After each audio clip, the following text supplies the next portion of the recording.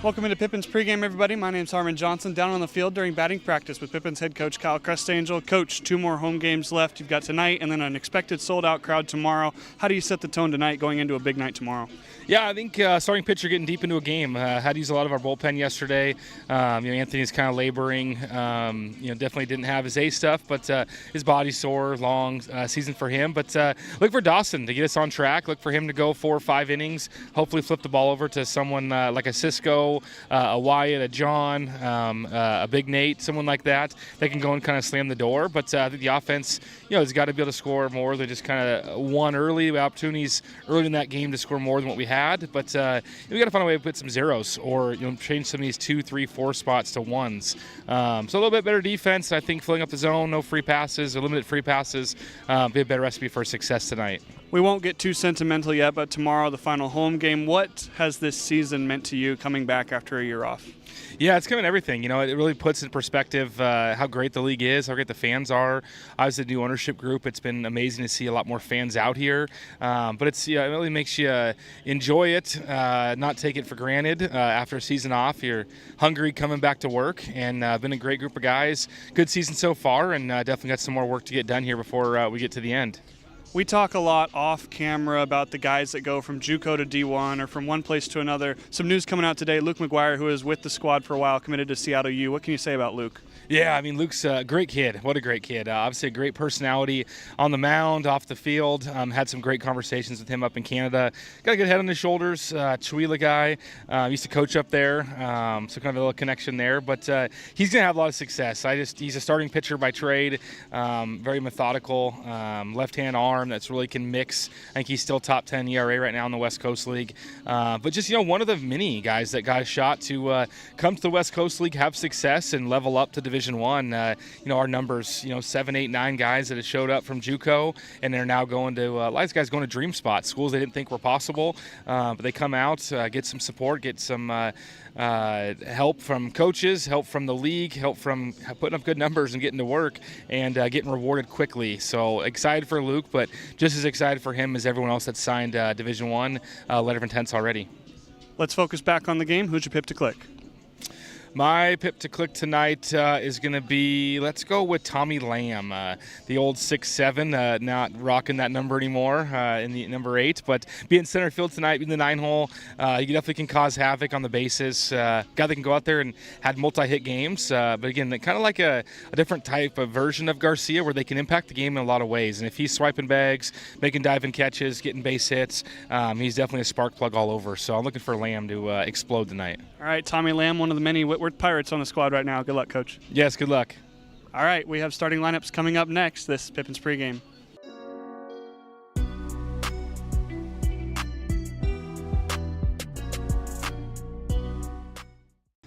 And now it's time for your Yakima Valley Pippins starting lineup as announced by Pippins head coach Kyle Crestangel. Leading off, playing left field, number 3, Tyson Miller. Batting second, the designated hitter, number 20, Diego Davis. Batting third, the right fielder, number 99, Max Workman. Batting cleanup, the catcher, number 25, Parker Bird. Batting fifth, the first baseman, number 40, Malachi Emery Henderson. Batting sixth, the shortstop, number 9, Brandon Stone.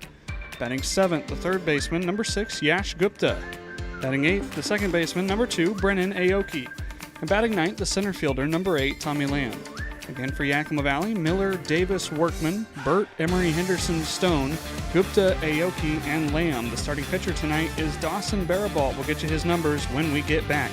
That's your Pippins starting lineup. First pitch is next. Thanks for watching Pippins pregame.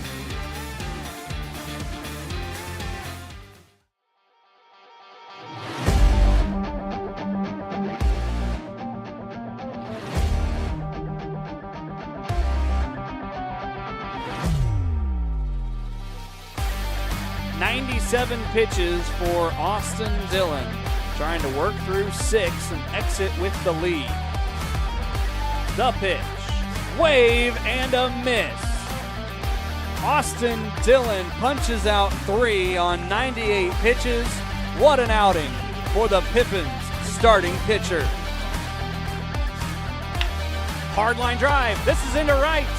Here comes Correa. He's around third. The Pippins walk it off.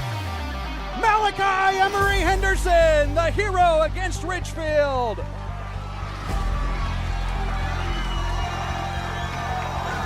The new pitcher is Nathaniel Carano, number 69 from the Yakima Valley Pippins.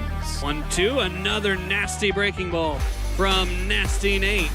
A jolt of energy here to County Stadium, and we get ready for fireworks as a happy bunch. Welcome to County Stadium for Game 2 of a 3-game series. We're going to break for the national anthem, and we'll get set for the 6:35 first pitch here at the Orchard in just a moment. Oh, say, can you see by the dawn's early light what so proudly we hailed at the twilight's last gleaming, whose broad stripes and bright stars through the perilous fight o'er the ramparts we watched were so gallantly streaming, and the rocket's red glare, the bombs bursting in air, gave proof through the night that our flag was still there. Oh, say does that star-spangled banner yet wave o'er the land of the free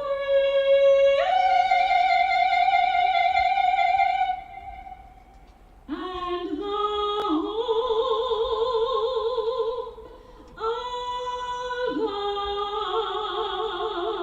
of the brave.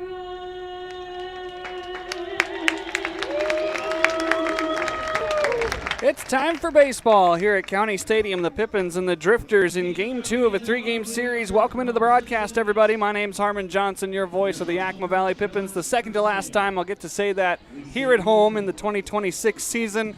It's a great day for baseball in the Palm Springs of Washington. 86 degrees currently.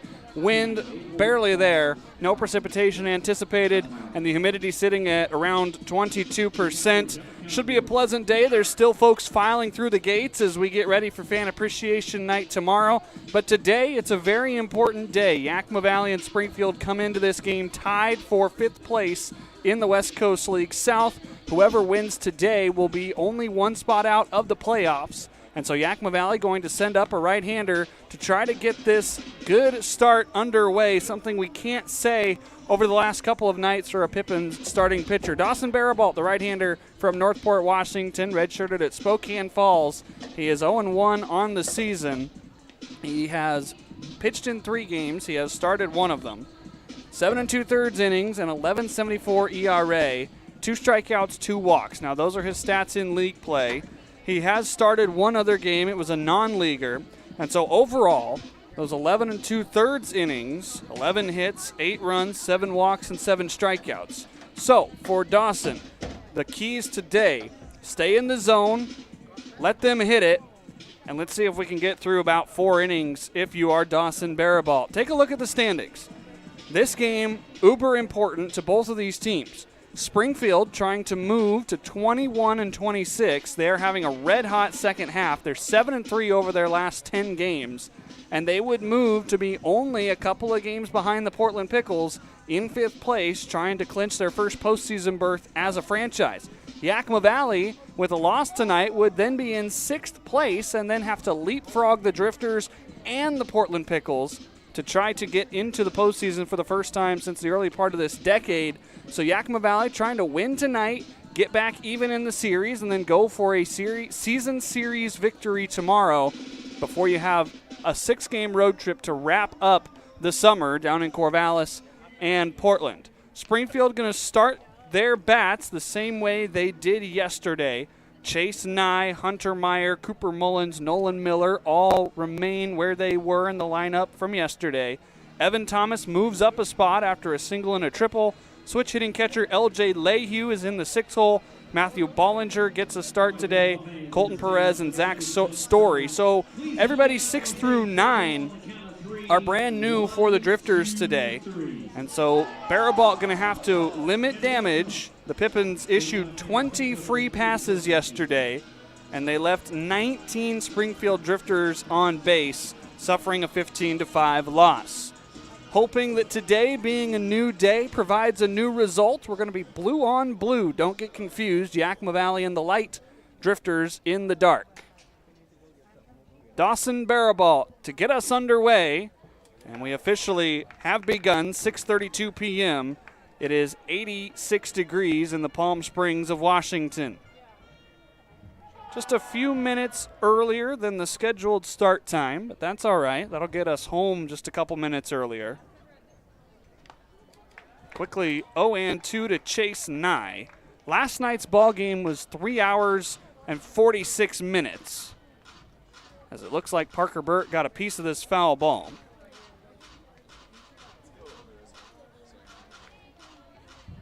Training staff starting to check on him, but he gives him the thumbs up, says, I'm all right. Take a look. That one just caught Parker a little bit crossed up on the mitt. Clear skies overhead. Little to no breeze. What's out there is registering at only 6 miles an hour, according to the National Weather Service.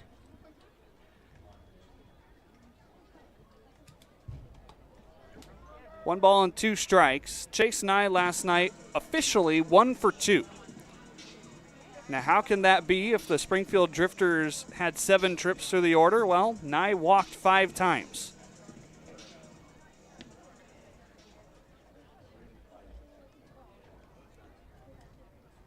One, 2. Lifted. Shallow right. Workman moves from left to right today. He puts it away. And out number 1 recorded here in the top of the first. The Pippins defense for Dawson Barabalt. You've got Tyson Miller out in left field, Tommy Lamb in center, and then Max Workman is out in right. Yash Gupta is the third baseman. Brandon Stone over at short. Brennan Aoki at second. Malachi Emery Henderson back in the lineup today after missing yesterday, and Parker Burt catching for Dawson Barabalt. Hunter Meyer fouls one out of play to begin his count 0-1. That foul ball can be traded in for candy, by the way.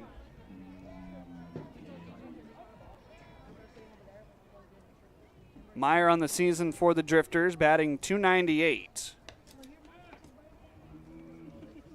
Yesterday, 1 for 4, 3 RBI. He had a single in the second inning, a sacrifice fly in the fourth.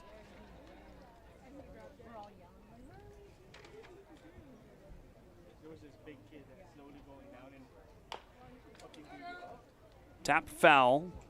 Barabalt ahead in the count again, 1-2, and this is what you want to see. Last night, Eric Anthony laboring a little bit through 2 2/3 innings, 80 pitches. He walked 4, struck out 3, gave up 6 hits, but then the folks behind him in the bullpen combined to give up more walks than hits. Pretty good spot. Dawson doesn't get the call. 2-2. Home plate umpire tonight is Thomas Glynn. The field umpire, J.T. Rentschler.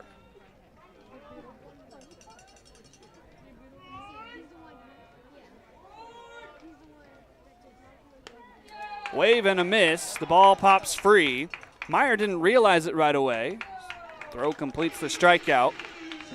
2 up, 2 down for Dawson Barabalt.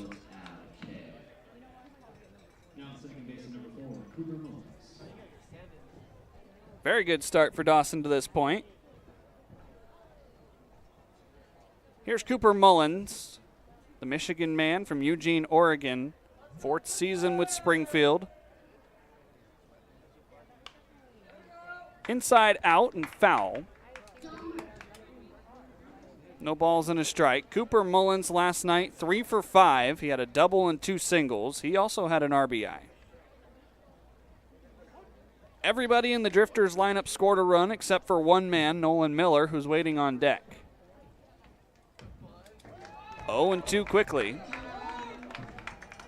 Dawson Barabalt looking to set the tone early with a 1-2-3 top half of the first.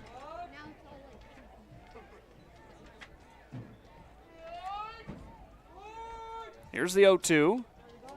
That got a piece of Mullins. Couldn't have clipped him by much, but Thomas Glenn awards the second baseman first base. That'll bring up Nolan Miller. Miller last night, as you take another look at the hit by pitch, the odd man out for Springfield. He was 0 for 6. He did draw a walk. He had no RBI, no runs scored. Kind of a tough day for the cleanup hitter. He didn't clean up very well. Looking back through the scorebook, the last time Yakima Valley had a 1-2-3 top half of the first inning, which is not possible anymore, was on July 18th here at County Stadium against the Portland Pickles. Cody Niedowitz, Caleb Duncan, and Kai Maltz were set down in order by Austin Dillon. Here we are 11 days later, and Yakima Valley has not had a 1-2-3 start to a game defensively since. 3 balls and no strikes, and you don't want to hit the panic alarm too early, but this is kind of how all of the innings got exploded last night. It would be a couple of quick outs, and then a walk or a hit by pitch would lead to 2 or 3 more. 3-1. Dawson's fastball, 84-86. He's also got that big sweeping breaking ball.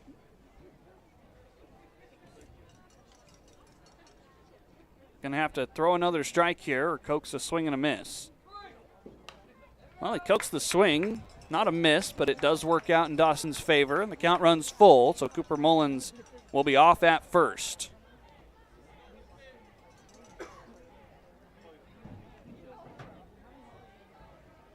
Barabalt looking for a relatively quick top half of the first inning. There goes Mullins. There goes the ball into center field for a base hit. Mullins running with 2 outs will motor into third. First hit of the game for the Drifters. 2-out single for Nolan Miller. Jeff Lyle's squad has him at the corners to start the game. Middle fastball, and Miller didn't miss it. So here's another lefty that will face Dawson Barabalt, Evan Thomas. Jeff Lyle must have seen the projected starter tonight. Being a righty, he threw all but one of his left-handed bats in the lineup. Good breaking ball to start it off 0-1. Chase Nye, the leadoff man.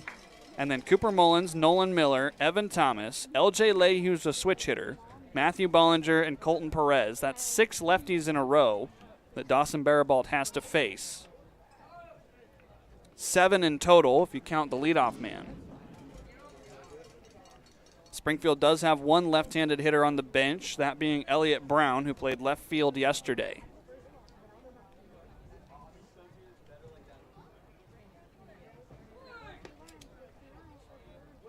One ball and 1 strike. Dawson also likes to change speeds just a little bit. That pitch registered at 82 miles an hour.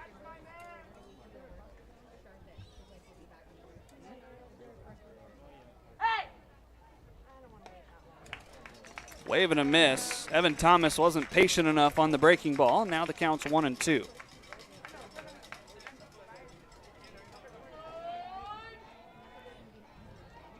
Eric Anthony threw over 20 pitches in the first inning yesterday. He gave up 2 runs. Barabalt trying to strand a pair. There goes Miller. There goes the ball into center field again.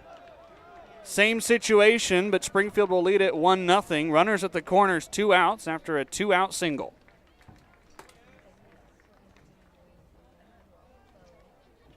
Evan Thomas comes up with an RBI. This was a fastball at the top of the zone. And again, back into center field for the Drifters. Cooper Mullins scores. Nolan Miller stands at third.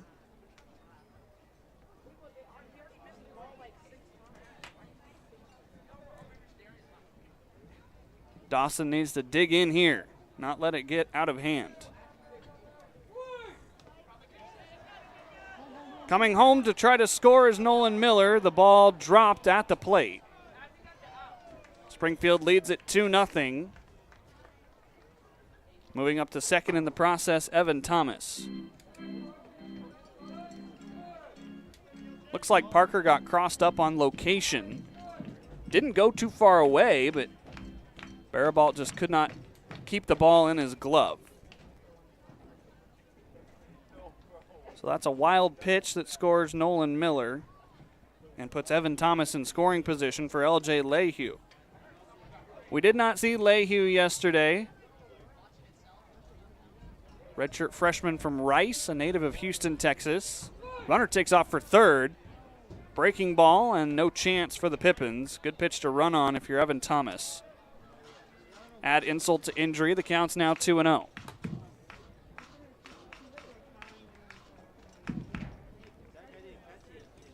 Thomas had timed up Barabalt. 3 balls, no strikes. Lehue on the season for the Drifters, batting only .171. This is game number 31 for the catcher. He must be in there more for his defense than his bat. 3-1.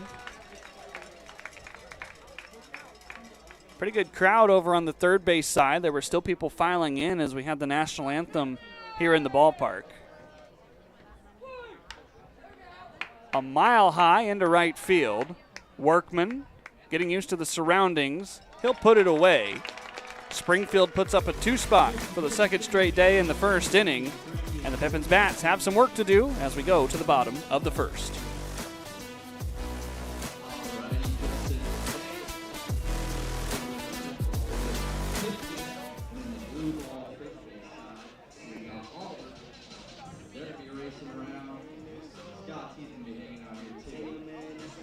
You guys ready? First person to the opposite line. On your mark. Get set. Go.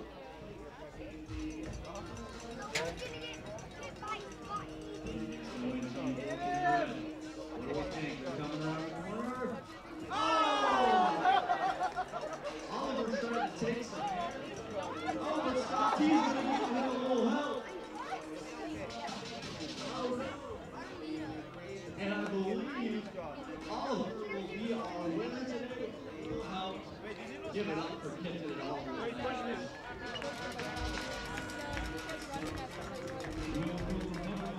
There are no rules. Well done.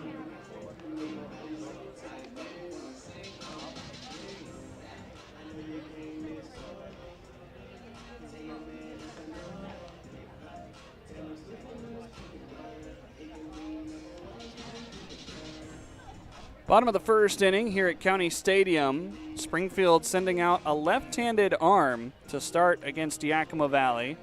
Griffin Scott from Portland, Oregon, was at Lane Community College but committed to the University of Oregon. He's got no record with the Drifters, a .270 ERA. He's pitched in 5 games. He's got 1 start. He's also got 1 save, 8 strikeouts to 4 walks. Lane, probably sad to see him go because Griffin Scott with them, a .209 ERA over 73 1/3 innings. And so Scott definitely able to keep the runs scored to a minimum. Pippins are going to have to beat him around a little bit, as Tyson Miller, Diego Davis, and Max Workman will be the first three to go against Griffin Scott. Pippins last night, 5 runs on 6 hits. They committed 2 errors and they left 8 men on base. We did get 5 runs, and so the folks here went home with tacos, but they also went home a little bit hungry for a Pippins win. Yakima Valley currently on a 3-game losing streak, and that cannot continue if the Pippins are wanting to make the playoffs. Tyson will lead it off here against Griffin Scott. Springfield, with the start by Scott, only has 1 left-hander in the bullpen if they want to use him. Owen Shane from Klamath Falls is the only other southpaw on the roster. Depleted bullpens, depleted benches for both teams, although Yakima Valley, in terms of numbers, is a little bit stronger than the Drifters. That didn't faze Springfield last night. You know who else wasn't fazed last night? Tyson Miller. He was responsible in part for all 5 runs that scored. He scored the first Pippins run in the first inning, and then he had 4 RBI the rest of the game. Tyson ended up going 3 for 5 yesterday.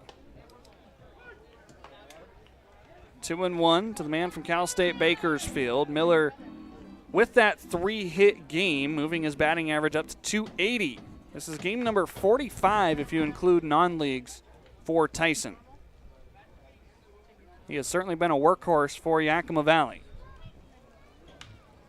Shoots this down the left field line, but it's hooking foul towards the parking lot. Well, it went right off the pole and back into the field of play. Not the foul pole, but the top pole across the fence. Looked like that was going to hit into a pickup as it was coming into the ballpark, but instead, Francisco Lopez will give it away as a souvenir. Lefty-lefty matchup to start. You've got Diego Davis, Max Workman, Parker Burt, 3 straight righties after. Tyson has coaxed the count full.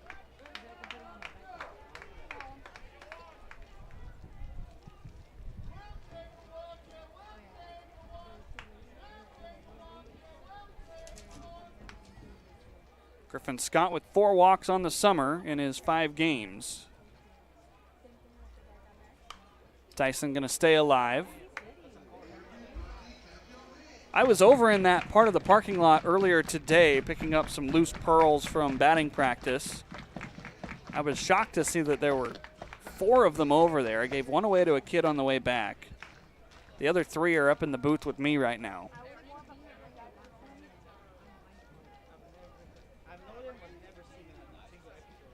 Second payoff, and Tyson going to need to see a third. Miller's so good at getting these early at-bats lengthy. You think back a couple of series ago against the Portland Pickles, I think he had a 10-pitch at-bat to start the game. We're approaching pitch number 8 here from Griffin Scott.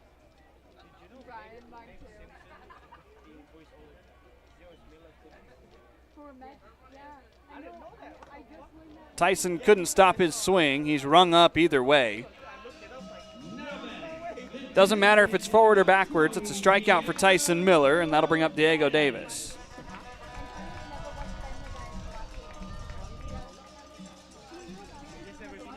Diego, designated hitter today.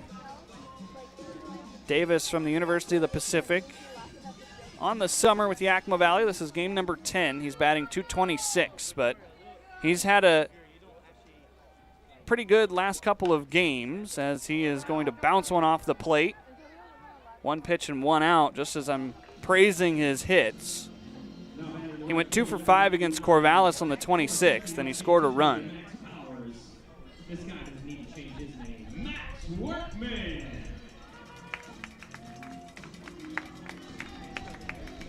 See that come right off of the front of the plate. That's what caused it to bounce so high. Here's Max Workman.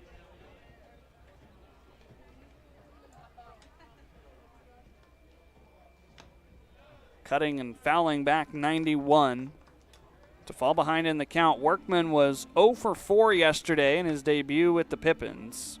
He thought he had a double, but he was out on appeal at first base for missing it on the way to second.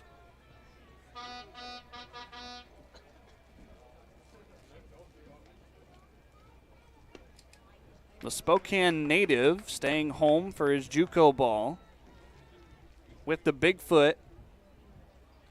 324 batting average. In 41 games, he had 6 doubles, 3 triples, and 6 home runs to go along with 47 runs driven in. Hard on the ground to short. Nye will complete the play. Yakima Valley down quietly in the bottom half of the first. Springfield up by 2 as we go to inning number 2.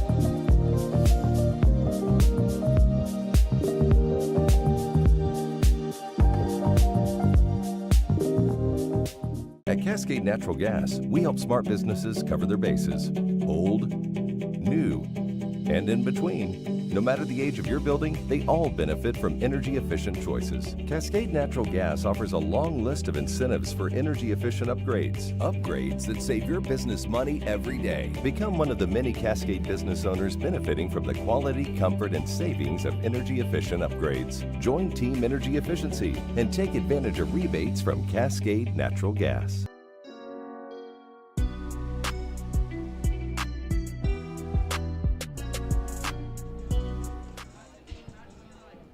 Springfield going to send up their bottom third in the batting order. 3 guys that we did not see yesterday in game 1 of the 3-game series. Matthew Bollinger, Colton Perez, and Zach Story. Bollinger due up first, attends Rockhurst. This is only going to be game number 6 with Bollinger playing left field today. Springfield able to get 2 runs on 2 hits, leaving 1 man on in the top half of the first inning. Yakima Valley goes quietly, and Dawson Barabal, who threw 27 pitches in the first inning, going to go back to work against the bottom third of the order. Starts off Bollinger with a first pitch strike. Bollinger in his 5 games with Springfield, batting .313. 5 hits, all of them singles, 1 run and 2 RBI. Pounds this towards his dugout. And so attending college at Rockhurst. His 5 hits, 2 of them coming against the Marion Berries on the 19th, 2 of them coming down in Portland on the 23rd for game 1 of a doubleheader. He strokes this out to Workman, who overran it, and it'll go by all the way to the wall. Bollinger with his first extra base hit of the summer, slams on the brakes at second. It's a leadoff double to start the second inning.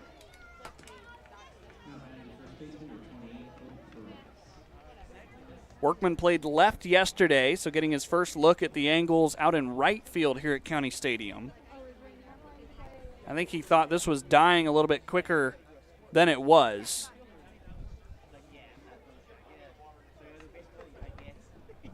Pippins probably lucky that Bollinger wasn't running quite as hard as, say, a Cooper Mullins. Otherwise, that would have been a triple easily. Late swing and a miss by Colton Perez. Perez been used as both a hitter and a pitcher. This is game number 32 in the batter's box for Perez. He's batting .183.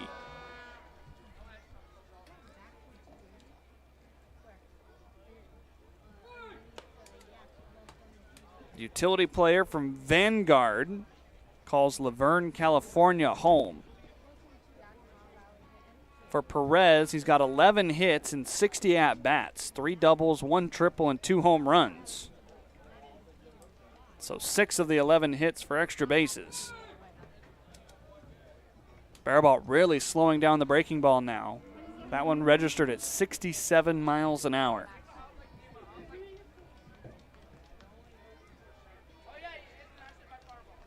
Perez has struck out 24 times in his 60 at-bats.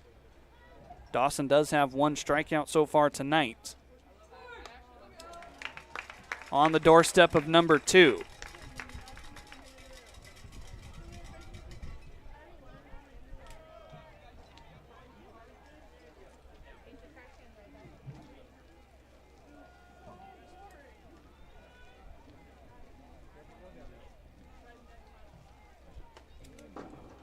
Let go of the breaking ball just a little bit too early, and so the count will run full with nobody out. Pippins really need Barabalt to work into the 4th inning. There have been short starts by nearly everybody over the last week.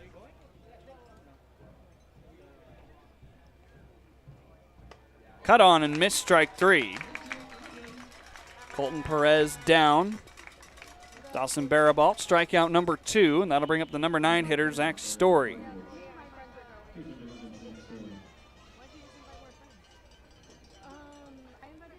Zach Story from Orland, California, attends UC Davis.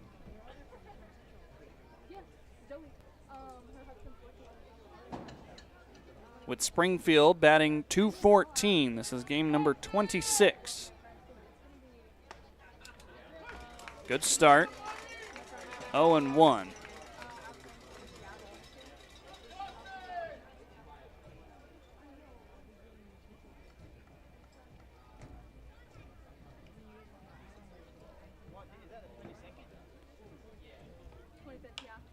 Story pops up over on the left side.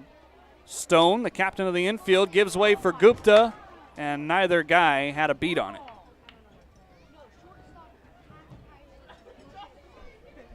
That drops, and it will be one of the shortest singles Zach Story has probably hit this summer. Looked like Stone had a read on it the whole time, and then he gave way for the third baseman. Good news is it was over on the left side, so Bollinger, who was standing at second, did not advance. Back to the top of the order, Chase Nye.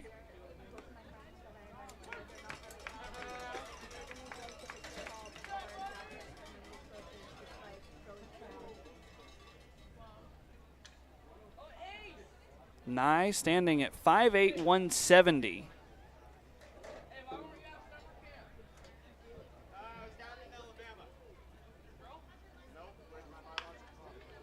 Chance for a double play.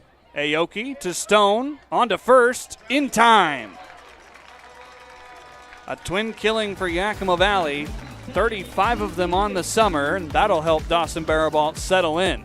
Bottom 2 we go. Springfield leads by a deuce.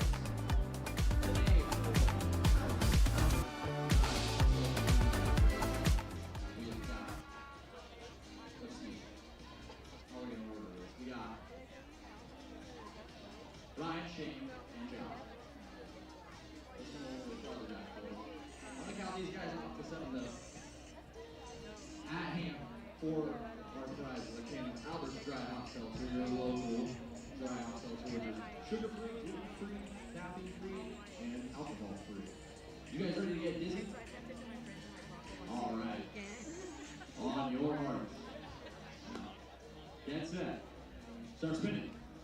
1, 2, 3, 4, 5, 6, 6.5, 7, go.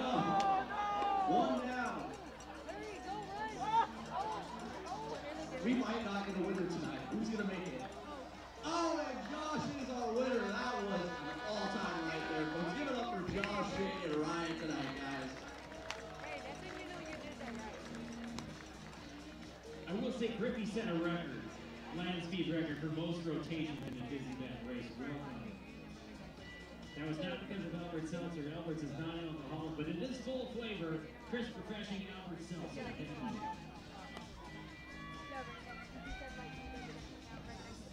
Well, if you just watched the break, then you got treated to quite the entertainment. I think this is the most dizzy we've gotten in the Albert's Dry Hops Dizzy Bat Race. Somebody took off prematurely, by the way. That's a false start. And we were concerned that nobody was going to end up down at Scott T. Albert's is non-alcoholic, so they didn't get it from the drink, but how about that? One thing you'll never see me do in all the years of summer baseball that I hope to work at whatever level is if I get a night off, you will not see me down there spinning around a bat trying to win a prize. Parker swinging first pitch. Perez got out of the way, but he got the glove there. That's one of those stick out the glove and pray. And Parker's robbed of a hit out into right field.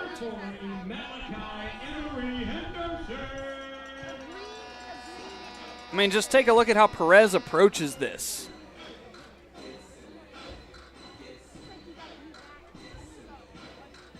Works out for Springfield. One down on one pitch here in the top of the second. Welcome back, Malachi Emery Henderson. Missed yesterday.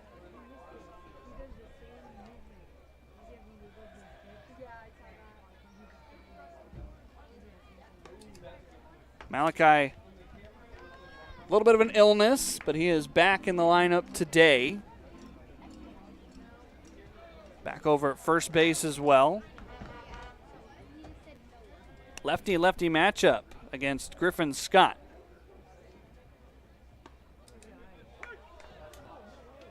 One ball and one strike. It's called by Thomas Glynn, his partner JT Rentschler out there in the field. I think everybody's hoping for a little bit quicker pace tonight. Last night, 3 hours, 46 minutes. Wave and a miss by Malachi. The last couple of games before that here at the Orchard, Sunday against Corvallis was a 3 hour and 43 minute game. Saturday was 3 hours and 28 minutes. Friday was 3 hours 25, and then of course Walla Walla last Thursday, 4 hours and 8 minutes. So it's been quite a few long baseball games. It's too bad I don't get paid hourly. Malachi out towards the gap. Very well struck. Meyer is not going to get there. All the way to 406. Here comes Emery Henderson into third. Malachi will stand up with a triple.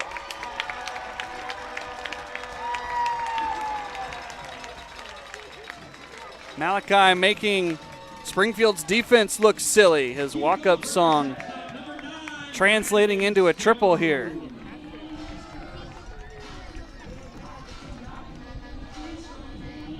RBI opportunity here for Brandon Stone. Malachi hit that 375 feet in the air, 91 miles an hour off the bat. At some of the ballparks in this league, that would have been a home run.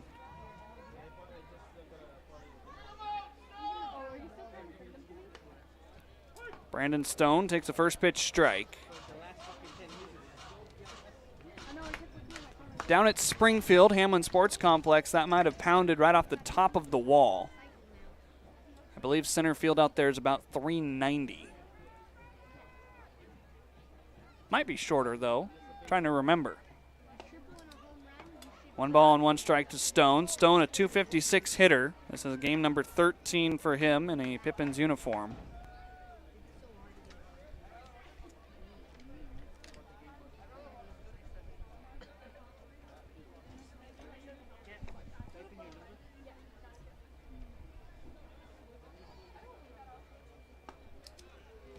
Falls behind in the count 1-2. It seems like most of the turf fields in this league, other than Goss Stadium down at Corvallis, have a few shorter fences than some of the other places.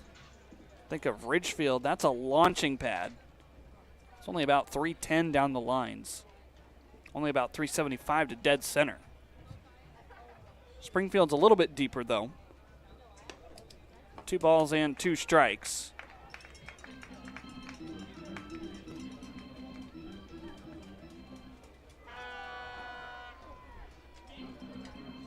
David Storyfield down in Longview when the Cowlitz Black Bears were a team.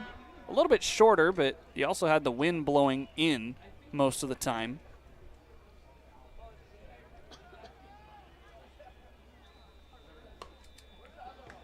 The count full, 3 balls and 2 strikes to Stone. Let's go, Pippins, let's go. Let's go. And a non-turf field, Walker Stadium down in Portland, is pretty short as well. Stone and Scott, Pippins trying to plate their first run.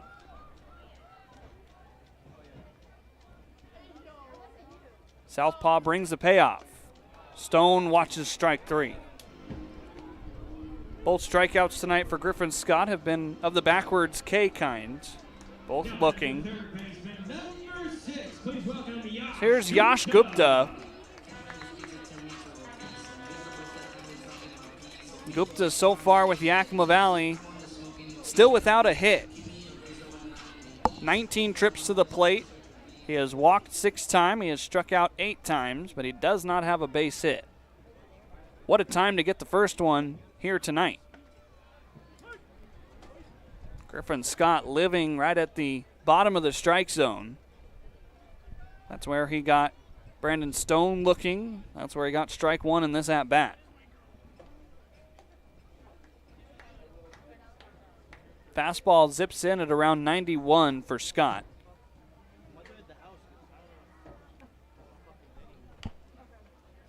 And now Gupta down 0-2.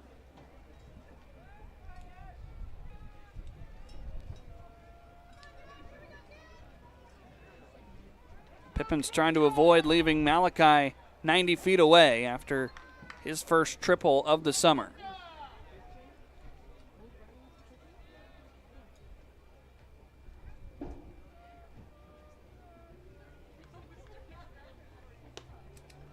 Scott wastes one upstairs. So 1 ball and 2 strikes on Gupta.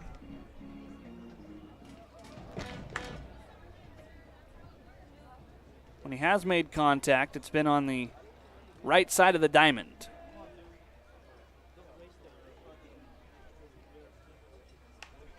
Just like that. Unfortunately, it's not in the field of play, but it will become a souvenir.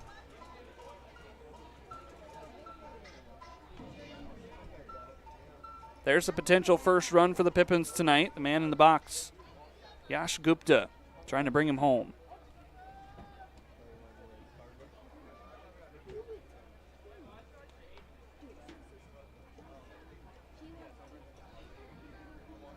Scott with a 1-2. Yash watches it at the knees. 3 looking strikeouts for Griffin Scott. He gets through 2 innings without giving up a run, and Malachi is stranded at third. We go to the 3rd inning, Springfield 2-0. Gear up for summer like no other with Legends Cup. From the first whistle to the final goal, it's a 3-month marathon of massive payouts. Kick it with us every Thursday from June to August for a chance to win your share of $275,000. Just use your Legends Rewards card to earn entries. The stakes are high, the prizes are huge. Legends Cup, only at Legends Casino Hotel. The pitch is calling. Will you answer? A couple years ago when I was in high school, I had braces. I didn't wear my retainers or anything, so I came back and I've shown a lot more progress with this time around than last time around. They are very helpful. They show you step by step like what needs to be done so you don't waste your time on treatments. Working with Dr. Christopher, I'd say they are very, very good orthodontists, and I would love for people to come here and enjoy everybody and everybody's personality. It's been great.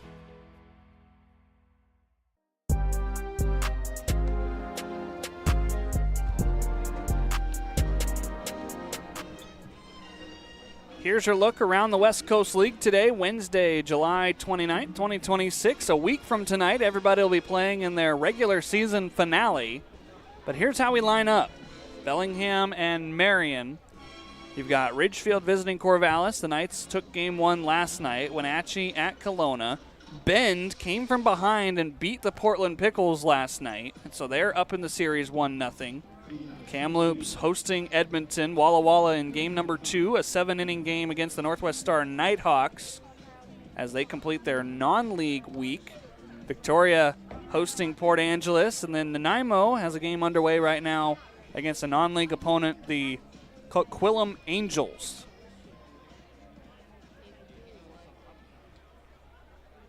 Two, 3, and 4 here for the Springfield Drifters. Hunter Meyer leads it off. He's going to stroke one out towards the short porch. Workman, been busy, back at the wall. He's got it. He had to navigate where he was in relation to the short porch. He was able to track it down and did not run into the fence. He still had room to make the play. So 1 pitch and 1 out here for Dawson Barabalt in the top of the 3rd. Unfortunately, the speaker kind of obstructs the catch, but I promise you, he did have a few steps before he would have crashed into the short wall.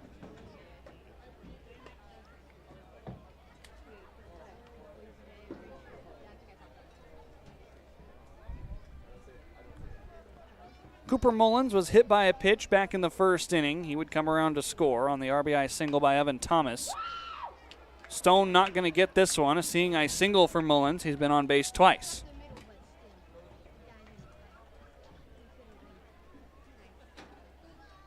Cooper went down and got this one, down and in. Breaking ball from Dawson Barabalt.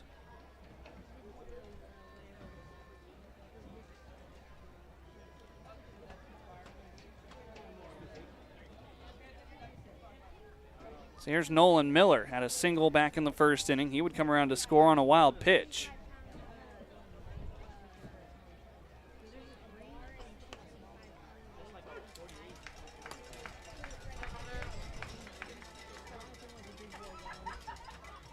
Dawson's been all right at getting the first pitch strike. He's got a couple of strikeouts tonight. He's given up so far 5 hits.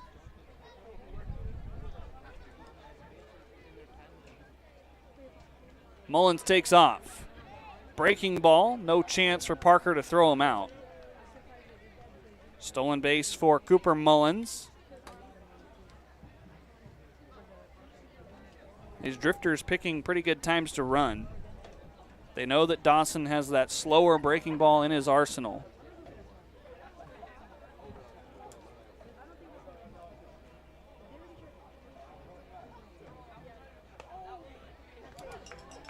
Strike 2 to Nolan Miller.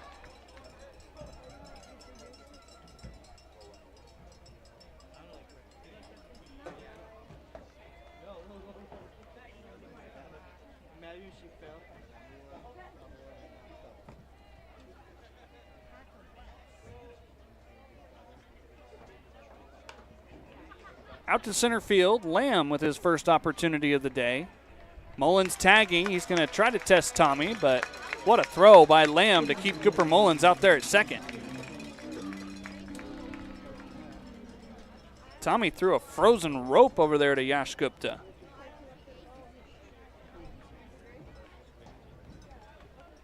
Two away, Mullins still at second. Watch this toss.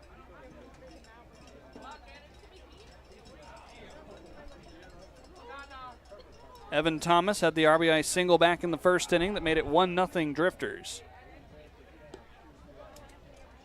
Nearly hit with the breaking ball. Actually, that was the fastball. What am I looking at? 1 ball, no strikes here.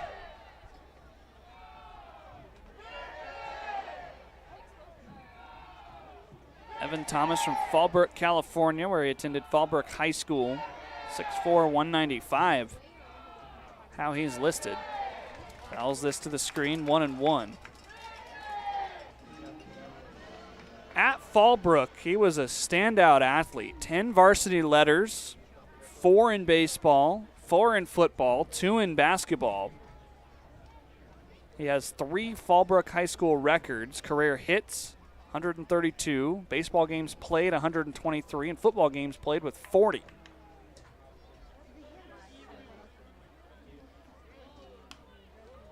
Out of play, it's 1-2.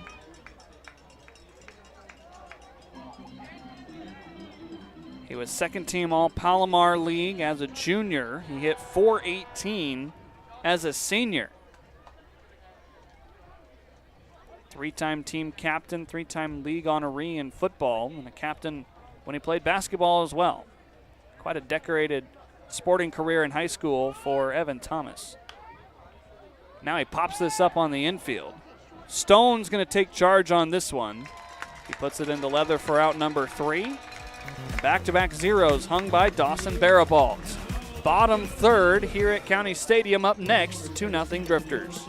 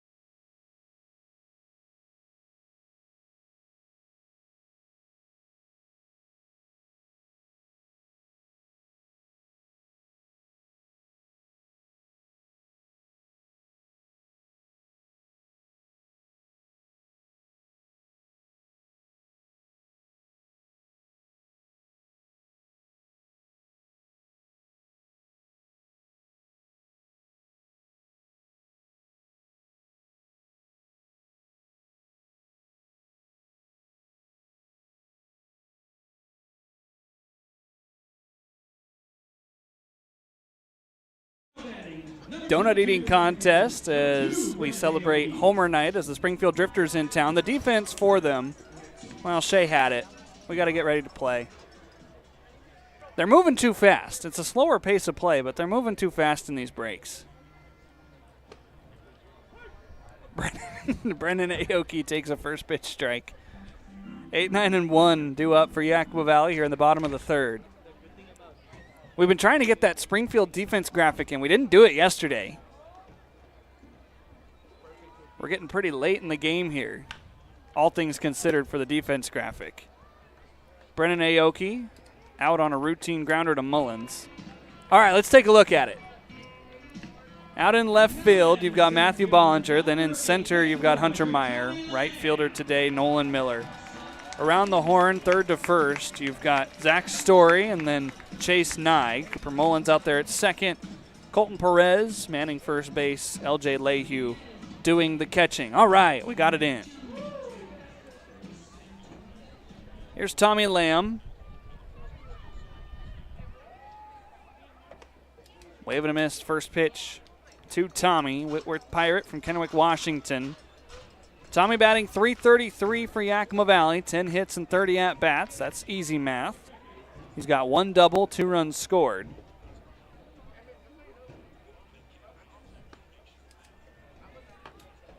He's at an even count now, 1-1. Lamb with 2 walks drawn. He's also struck out 6 times. He's stolen 4 bases.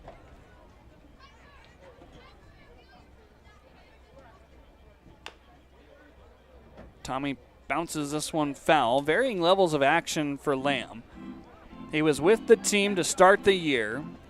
He had running appearances and at-bats from opening night all the way to the 6th of June, and then departed the team for a few weeks, came back, ran against the Wenatchee Apple Sox on the 24th of June, had a 4-for-5 day against the Dub C Fish Sticks on June 29th, and then his last game of his second stint with the team was July 2nd with the Portland Gherkins. He would make his third return to the team, the 18th against the Portland Pickles. He's been around town ever since. Only playing in 5 games since then, though.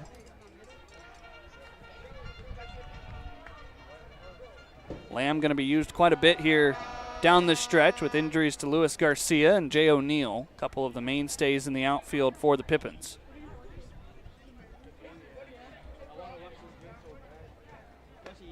Wave and a miss. Lamb down on strikes. That's 4 punch-outs for Griffin Scott. That's only his first one swinging, though. Back to the top of the order for Yakima Valley, Tyson Miller. Jay's injury is just something he's nursing. For Luis Garcia, he's also been trying to play through a little bit of an oblique injury. And if you know anything about obliques and baseball, they usually don't mix because of the rotation you have to get when you're throwing and when you're hitting. You see Major League guys miss months with obliques. And so hopefully for Lewis, he's got it under control.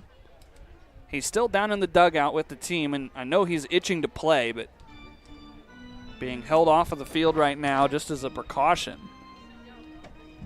You certainly don't want to play through an injury, make it worse for your spring season, and all of a sudden lose a year of eligibility with the new 5-5 that was passed. Of course, there's exceptions to everything. Tyson down the line. This is hooking foul. Another souvenir out there for the parking lot. That parking lot tomorrow, by the way, is going to be pretty full. We're expecting a sellout crowd tomorrow, and for anybody listening in that might be planning on coming and you don't have tickets already, you better hurry. There's only around 100 left on the website, to my understanding. Also, if you have ticket vouchers for this season, those will not be honored tomorrow because of the large crowd we're expecting. You needed to use them tonight, which it looks like quite a few people did. We've got a pretty healthy crowd up that third base line and even bleeding into the sun over on the first base side. So with the large crowd expected tomorrow, kind of picture this, but all the seats filled in. First 1,000 people into the ballpark will get a Scott T. sombrero bobblehead. We'll have fireworks to follow, 7:05 p.m. first pitch. But if you don't have your tickets already, you might be stuck watching us here on the stream, which we're totally fine with. Pippinstickets.com. Go check and see if there's anything left. I know there were only 100 to 150 tickets remaining this morning. 3 balls and 2 strikes here to Tyson Miller. He struck out looking back in the first inning. I'm really looking forward to that sellout crowd tomorrow night, as it's expected at least. We had an official sellout on opening night. 2,851 people came in to watch the Pippins beat Walla Walla. Tyson down on strikes for the second time today, and the first third of the ball game is in the books. Springfield with a 2-0 lead as we go to the middle frames. My experience at West Coast League was fun. You know, there's a big difference going from California over there to Walla Walla, Washington. And the crowds were actually really good for such a small town. They really showed up for us, and everybody was very welcoming. It was an awesome experience. How much does speed play a factor in your game here? Oh, it's a huge factor. Ball in the gap or just even a C&I single. If you get out of the box good, you can even try and stretch to a double sometimes. Durant hits that hard into the gap. Here goes Durant. He's blazing around second. Into third. It's a 2-run triple. Jaron Durant, a triple to the gap in right center.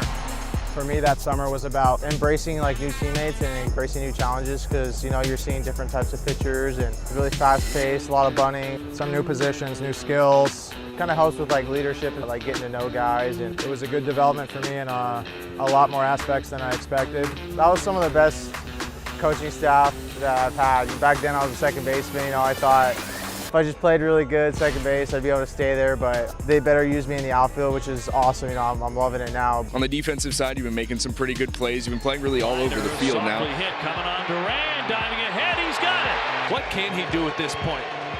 Wow, changing the game both offensively and defensively, that's huge. JD's one of my best friends in the organization. He's just such a hard worker. He's super intense on the field, but he's completely different off of it. He's really laid back, relaxed, loves to have fun, brings such a good rapport and demeanor to the clubhouse. There's so many great things to say about him and the way that he goes about his business.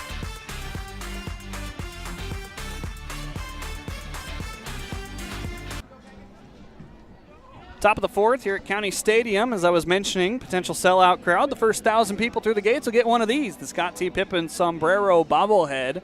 Make sure you line up early. Gates will open at around 6 o'clock for the 7:05 p.m. first pitch. They might even open sooner. It might be 5:35. So make sure you get out, get in line, and get ready for a Scott T. Pippin bobblehead. LJ Lehue fouls the first pitch off to make it 0-1. I've got my Scott T. sitting here in the booth with me. I got one last year, and they actually had some overstock of the 10th anniversary ones, so I'll have 3 Scott T. bobbleheads by the end of the summer. Last year, Scott T. a superhero. That breaking ball must have fooled Thomas Glenn. Count says 1-1.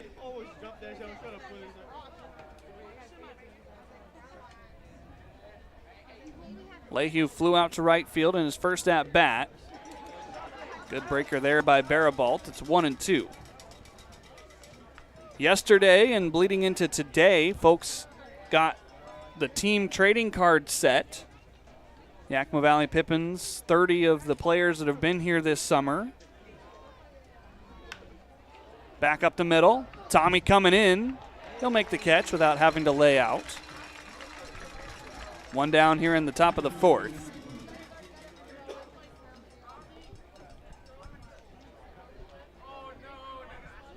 Brings up Matthew Bollinger. He doubled back in the second inning. That was his first extra base hit of the season. He thought about taking 3, but Workman got to the ball that went over his head pretty quickly. Dawson Barabalt really leaning on his breaking ball right now.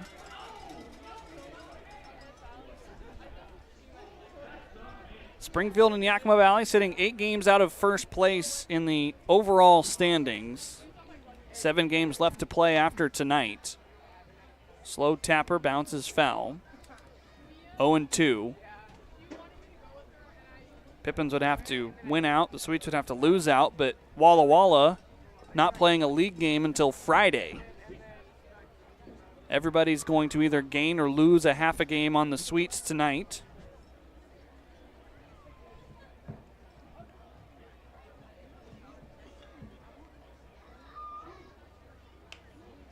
Popped up for Malachi. He says he's got it. There's the out. 2 down here in the fourth.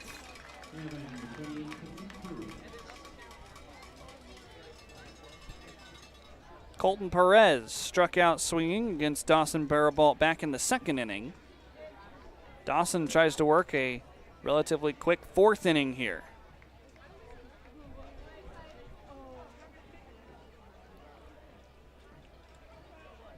Perez now with 25 strikeouts in 32 games with the Drifters. That gives him a K percentage of around 31%. That, of course, goes off of the at-bats, not the games played. He's going to make up for a strikeout with a single here. 2-out base runner for the Drifters.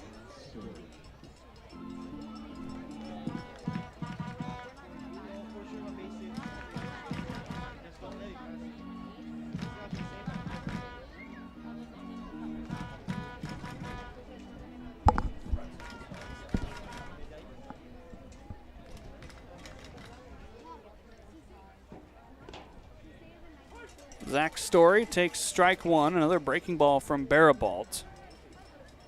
I did some quick research in one of the half innings, and it does not appear that Zach Story is any way related to Trevor Story, who, of course, longtime Colorado Rocky, currently with the Red Sox. Story plays the infield, though.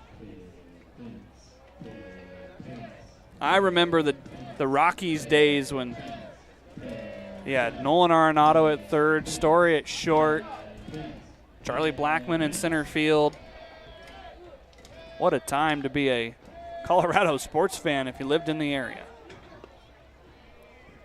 Of course, I grew up a Braves fan, so the only reason I'm reminiscing is because there was one game I got to go to before that power team was dismantled, where you got to see Arenado, Story, Blackman.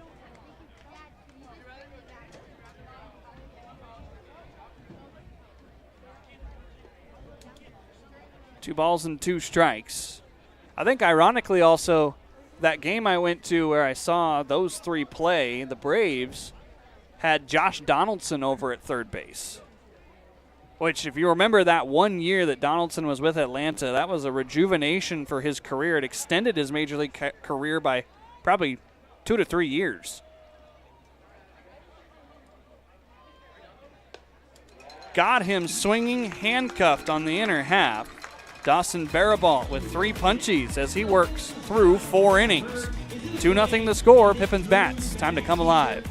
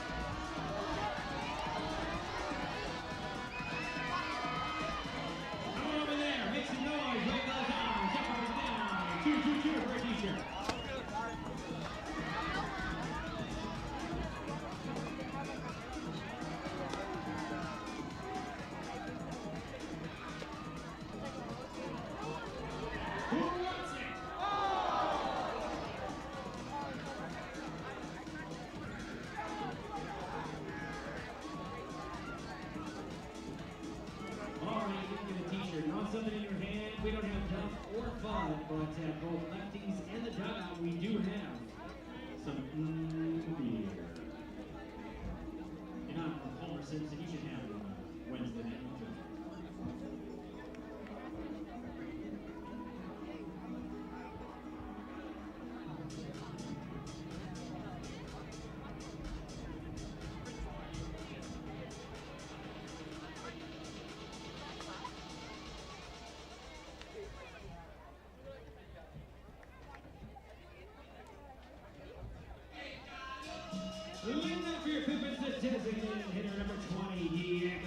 Two, 3, and 4 due up here for Yakima Valley in the bottom of the 4th. Diego Davis, Max Workman, and Parker Burt. Much closer score at this point in the game than it was last night. Springfield put up 2 runs in the first, 1 in the second, 5 in the third, 2 in the fourth, and 2 in the fifth. En route to a very decisive victory yesterday. Right now, a much more baseball-type score, 2-0 here in the bottom of the 4th. Diego Davis grounded out back in the first inning. You also enjoy the pace that this game's moving at. We started at 6:32. We are an hour and 2 minutes into the game. Last night that occurred, I believe, right at the start of the 3rd inning.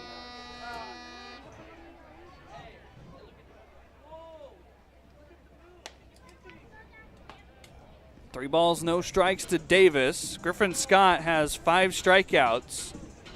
He has not issued a walk. In fact, he's only given up 1 hit. That was Malachi Emery Henderson with a triple in the 2nd inning.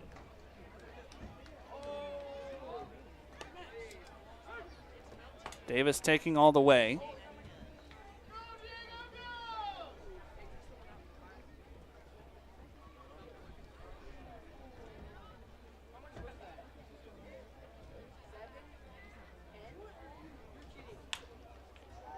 Right off the mound and into the glove of Mullins. He makes the play. Had that not rolled across the hill, it might have snuck into center field, but a little bit of a favorable bounce off of the pitching mound. Couple of groundouts to Mullins for Diego Davis. See how it kicks off the hill? Mullins almost overran it because he thought it was going to go straight. It deflected a little bit. Still was pretty routine for the Michigan second baseman.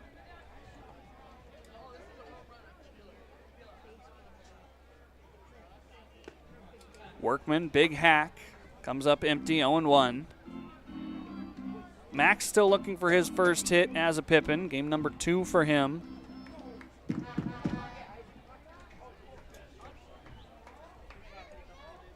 Big hole up the middle for Workman. Instead, he goes opposite way, out of play. That guy wasn't even paying attention. He ends up with the ball. He was on his phone texting someone.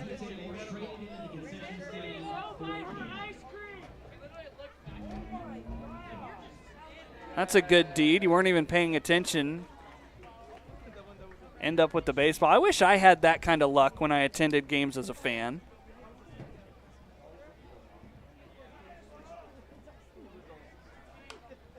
Another chance over there. This one going to stay closer to the main bowl. Why didn't you try to catch it with the bat? I know that it's too small, but you could have caught it right on the end, and that would have been really cool.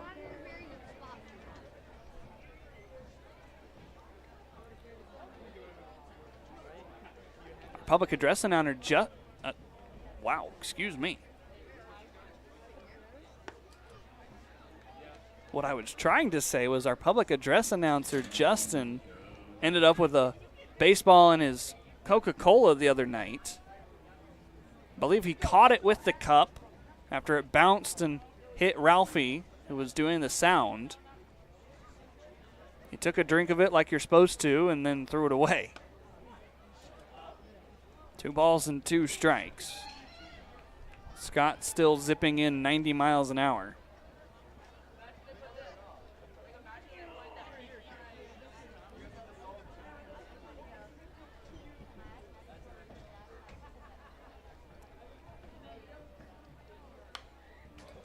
That one deflects through the top of the netting. That young man ended up with the baseball. That could have been dangerous.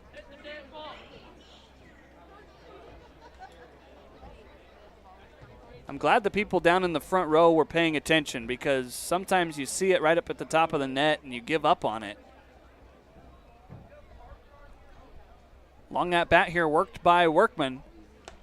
He will have it in a losing effort, though, as he strikes out swinging.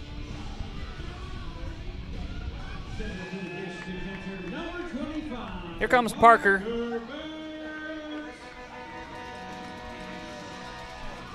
Burt grounded out on the first pitch he saw back in the second inning. That was a stab by Perez over at first base, who then took it to the bag himself. He has a quick conversation with L.J. Lehue before digging in.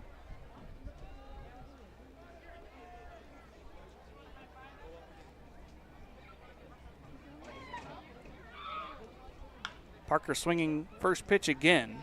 He got a changeup this time.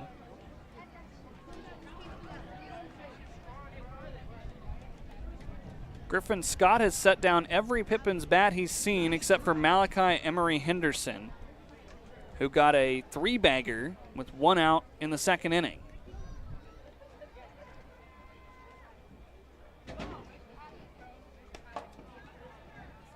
Malachi waiting on deck. Hopefully Parker can be aboard before that at-bat.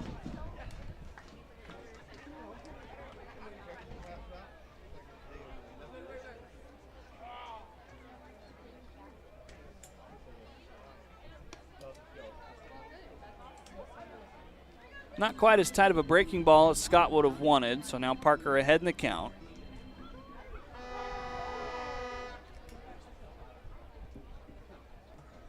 With some of the results from last night, there is officially one team that has been eliminated from both the wild card and their division. Parker going to poke this through the right side. 2-out knock for the Pippins catcher. Here comes Malachi.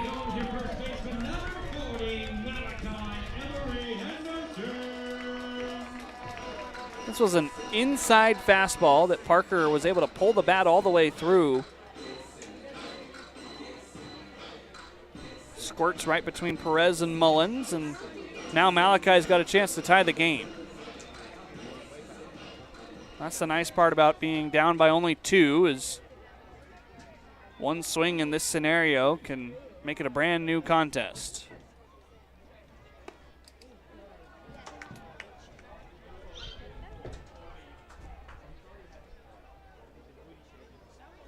Time called. What's on the field? Did Parker drop something? What is that? Is that cash? Whatever it is, Parker stuck it in his batting glove, and it's now in his back pocket.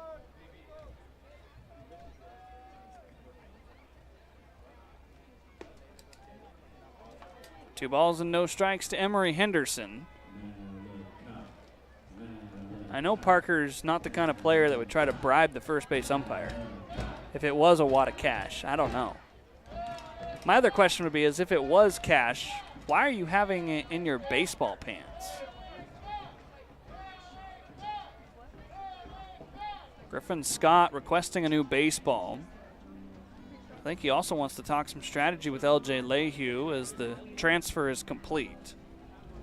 That doesn't look like cash on the replay. Marcos zooming into it. I don't know. Parker picked it up before I could get a good look at it with the zoomed in angle. Pitch number 60 here from Griffin Scott. Now he's into the count with a 2-1 at bat. Malachi Emery Henderson on the heels of a triple back in the second inning.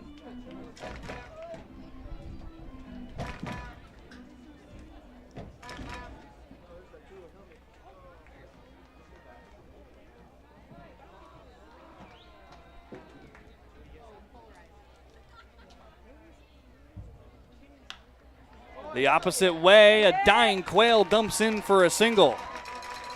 Emery Henderson 2 for 2 today. Pippins have something going here in the bottom of the fourth.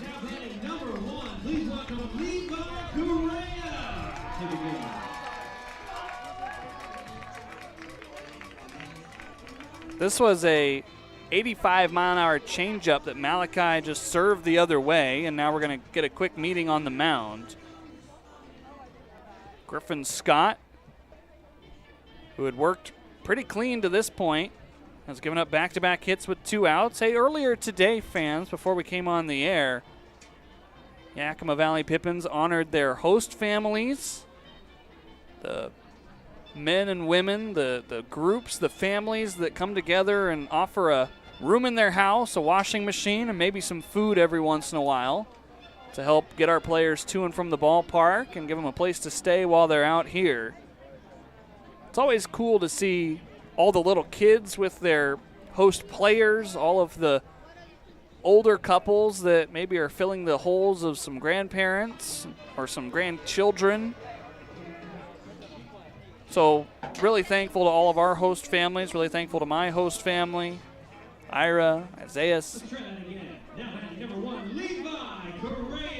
We're going to get a pinch hitter here for Yakima Valley. Levi Correa is digging in. He got an at-bat last night. So Brandon Stone is no longer in the game. Hopefully everything's all right with Stone. Correa late on the fastball. 0-1. That meeting might have been a kill 2 birds with 1 stone type of meeting.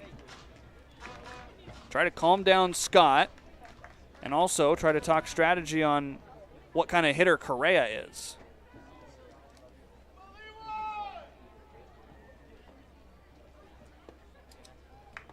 One ball and 1 strike here to Correa.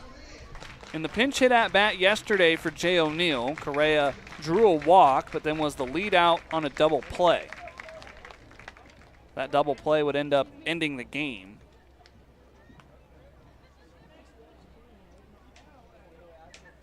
Medium-sized hole over on the right side of the infield. Correa Correa being patient in the box to start off.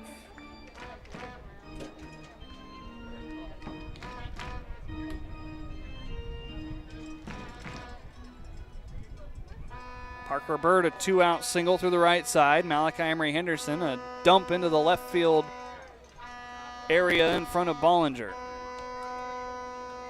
3 balls and 1 strike.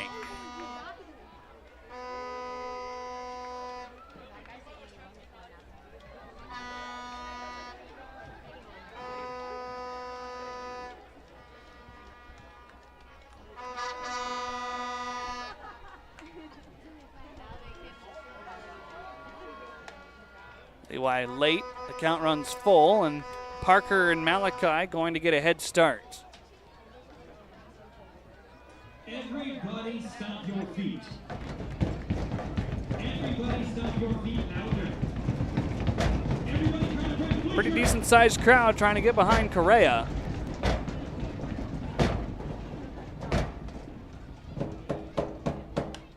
The payoff spoiled. Parker and Malachi have to return to their original spots. I think Parker and Malachi both hoping that Correa can poke one through the infield while they're in motion.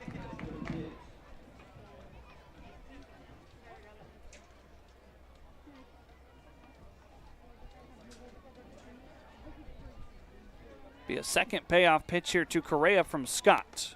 He's late on a fastball, and the Pippins strand a couple. Yakima Valley still held scoreless. We go to the 5th. Springfield in front. I was scheduled to go to the West Coast League out of high school, and then the draft happened, so there was a slow process deciding whether to sign or not, and then eventually I didn't. My whole senior year, I was like, oh yeah, summer will be cool. I was nervous for it, but I was also very excited.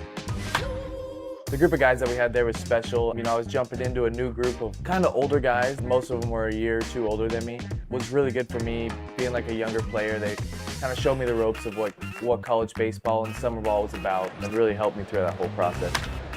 First pitch, McLean, deep center! I think hitting with bats every day was different.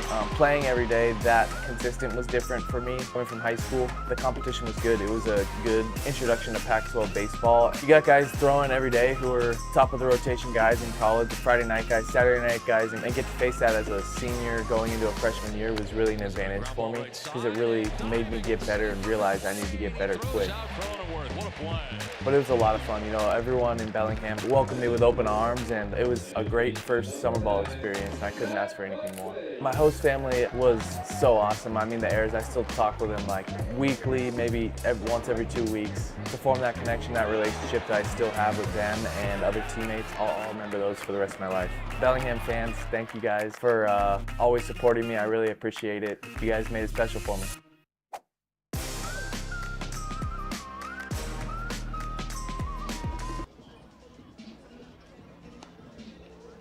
Welcome back to the Orchard, top 5. Dawson Barabalt still out there for Yakima Valley, trying to work through 5. Dawson's longest outing on the summer was a 4-inning start against the Portland Gherkins on the 2nd of July. He gave up no hits, no runs, walked 5 and struck out 5. Springfield in front early. They scored 2 runs in the first inning, but nobody has crossed the plate since. Both Barabalt and Scott have settled into this game.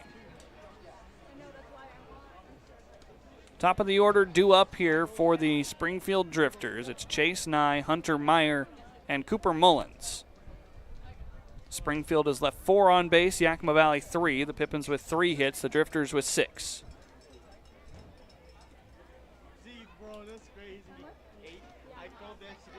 2-0 quickly. A couple of breaking balls here from Barabalt. I'm really enjoying the jersey matchup. Sometimes color on color doesn't look good, but Pippins in their baby blues, Drifters in their more dark blues. Ground ball out towards Correa. He can't get there, so Levi inserts in the place of Brandon Stone. Pulled from this game with some soreness.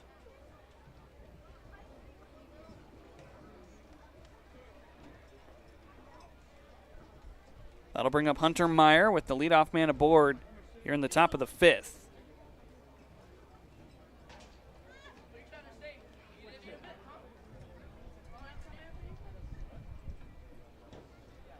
Meyer 0 for 2 today.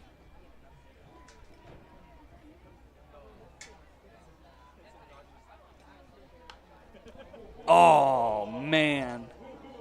That foul ball back into the screen was directly in line with our video crew. That would have been perfect. I was waiting to call a catch up there in the box next to me. Give me one more here, Hunter Meyer. This is hit pretty well out to left. This will clang off of the wall. Miller gets it in quickly. A double by Hunter Meyer puts 2 in scoring position with nobody out for Springfield. Well, that was the wrong way if we're trying to get a ball up here in the press box. 93 miles an hour, 323 feet. That one almost had the distance to sneak over the wall on a line.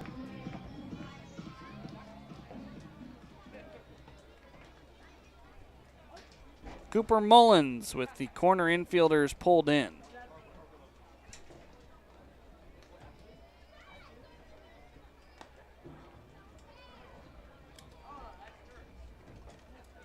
Gus Musial has headed down to the Pippins bullpen. He appears to start band work right now.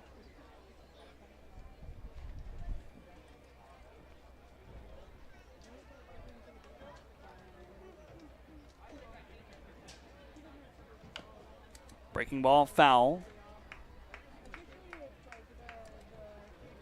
So the count 1-1.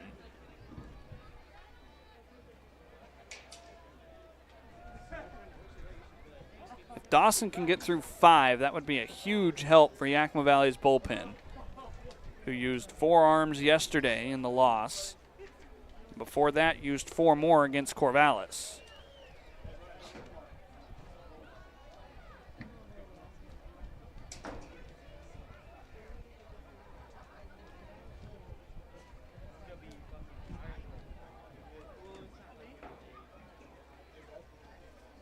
Musial getting warm just in case. Mullins flied out towards left. Miller to the corner. In and out of his glove. 1 run will score for Springfield. 3-0 Drifters. Man, Tyson almost had an amazing catch up against the foul pole. Tyson knew he was running out of room. Quite literally in and out of the glove.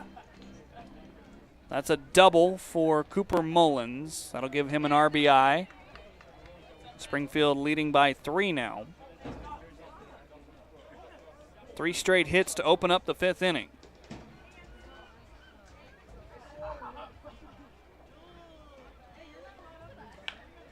And now out towards the gap in right center. This is going to plug the gap, and both Drifters base runners will score. 4 straight hits for Springfield to open up the 5th, 3 straight doubles, and they lead it 5-0.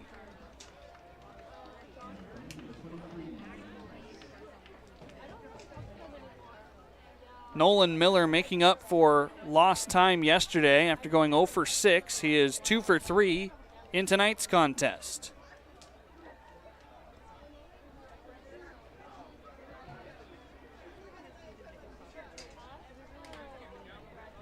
Quick meeting on the hill between Dawson Barabalt and Parker Burt. Drifters twice as many hits as they have runs. 5-10-0 is their line. Yakima Valley no runs on 3 hits and no errors to this point.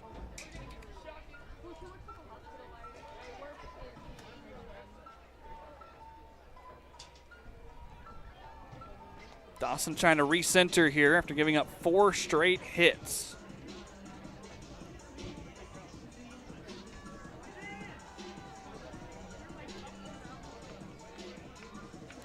Evan Thomas is 1 for 2 today.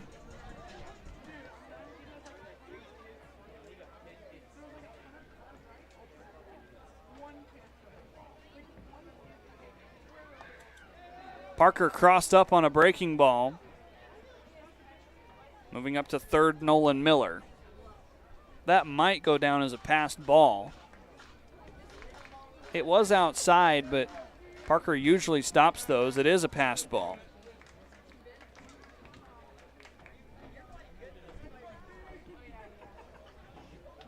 So now a man at third. Infield going to play in. Nobody out. And now Parker unable to get this one. Wild pitch will plate Nolan Miller. Everything's kind of come unscrewed here in the fifth inning for Dawson Barabalt. Drifters leading now by 6.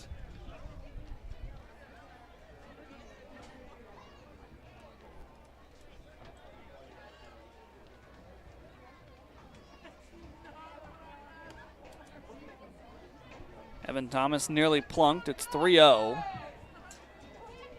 Gus has not started throwing off of the mound just yet. Looks like he'll transition up to the hill now, down in the bullpen.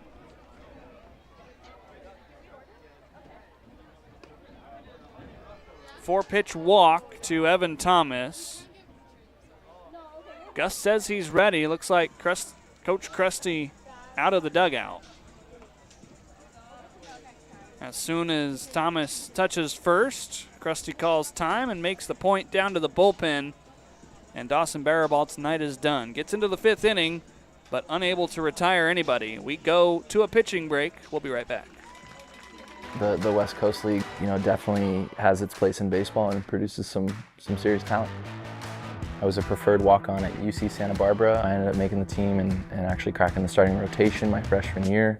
As most freshman pitchers do, I had a little bit of a short leash, and so after that year, was able to transition into the West Coast League and get a few more innings in there as well. It was a great place for me to get my feet wet after my first collegiate season, to go out there, compete against other college prospects and college arms and some real good bats as well. I met some great guys and made some great friends and really enjoyed the competition. It's definitely a special thing to be able to still be a college kid but focus completely on baseball. Even if it's just a few weeks or months, the experience goes a long way. I only threw 37 innings, not like MVP Eli Morgan with his 80-plus innings. Did he get any MVP votes? Well, he should have. 1-2. Swing and a miss. Slowed him down early and put him away with the foul. I went to Yakima in 2014, graduated high school, and 3 days later I was in the middle of Washington.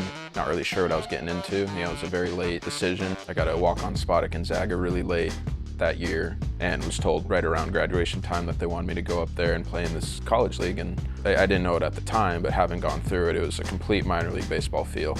It was just all first experiences for me, first time busting through the night, getting in at like 6 a.m. There was nothing but entourage on the bus. Entourage! So that was the only thing our coach would play for us, and it's a lot of foggy memories, try to sleep through the night, get woken up to that theme song just blaring at 4 a.m. and it's a very disorienting feeling, but I do like entourage still.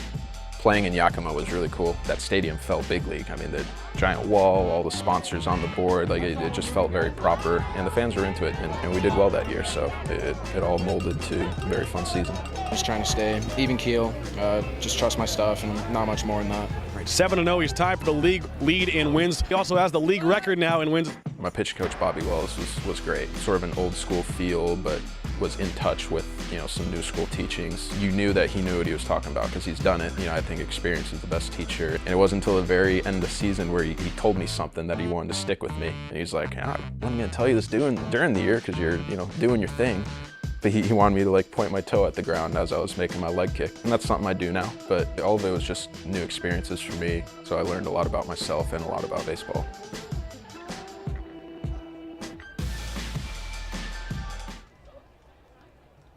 Gus Mugiel into the game for Yakima Valley, greeted rudely on a first pitch base hit by L.J. Lehue. Mugiel coming in for his 12th game of work after Dawson Barabalt goes 4 innings on 79 pitches. On the season for Gus, a .992 ERA and 16 1/3 innings, 15 strikeouts, 19 walks, 27 hits. He is 1-0. 2 men aboard for Matthew Bollinger.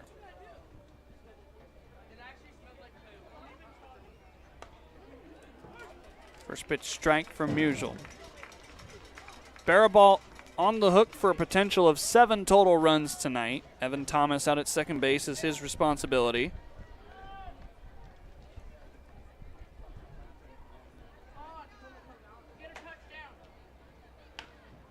Bouncing ball up the middle. Correa to the bag, to first. Double play.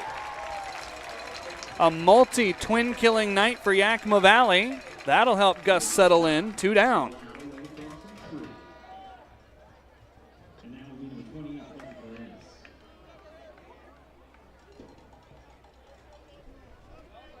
So make it now 36 double plays turn for Yakima Valley. That was nifty by Correa.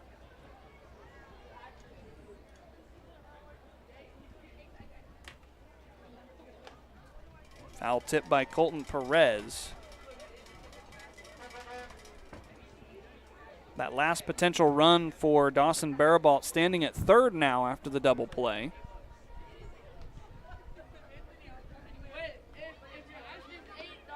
And now he's going to score. Parker has no idea where the baseball is. 7 runs total come across against Dawson Barabalt. The Drifters leading it by a touchdown.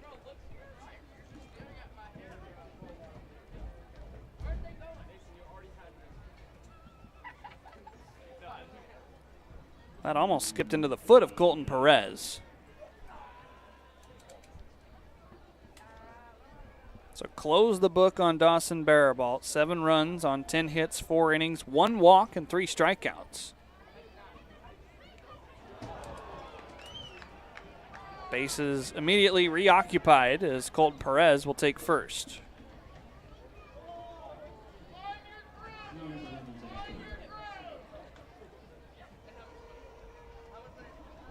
Looks like our home plate umpire Thomas Glynn heading over asking for some more baseballs. This will also give Colton Perez a chance to catch his breath over there at first. JT Rentschler also helping give the first baseman some time. He's up there with Gus Musial cleaning off the pitching rubber.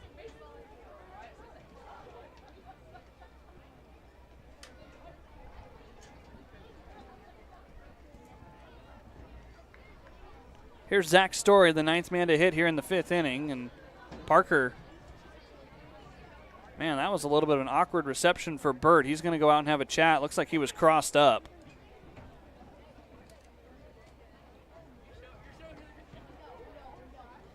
Well, maybe not a full chat, but take a look at this.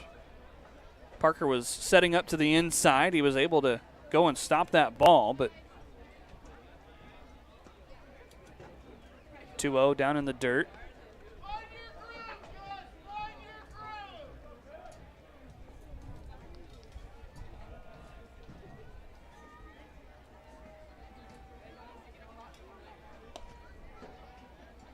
Three balls and no strikes from Gus Musial.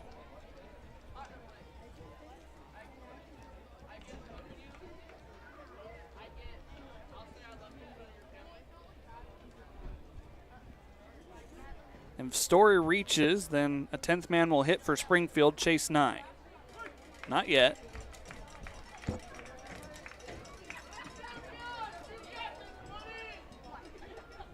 Nye, Meyer, Mullins, and Miller led off this long 5th inning with hits.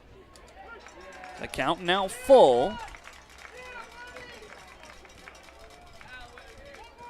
The first 6 batters in this inning reached. LJ Leahy was out as the lead man in a double play, and then Colton Perez reached right after.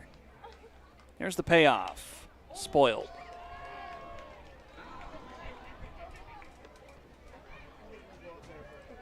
It's been these big innings. Yakima Valley gave up a 5-spot last night against Corvallis. They gave up multiple 3 spots and a 5-spot. And then the night before that, 4-spot, 6-spot. There's ball 4, and the Drifters have batted around.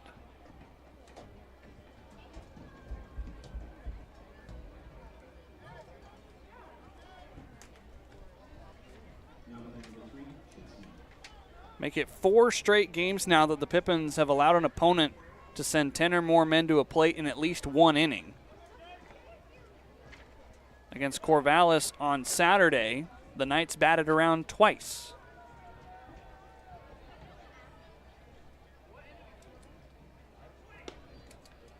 First pitch caught the bottom of the zone to Chase Nye.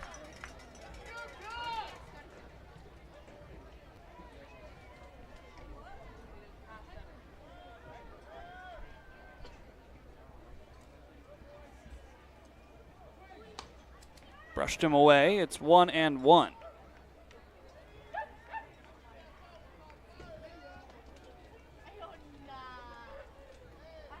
Musial had a really good outing the last time out.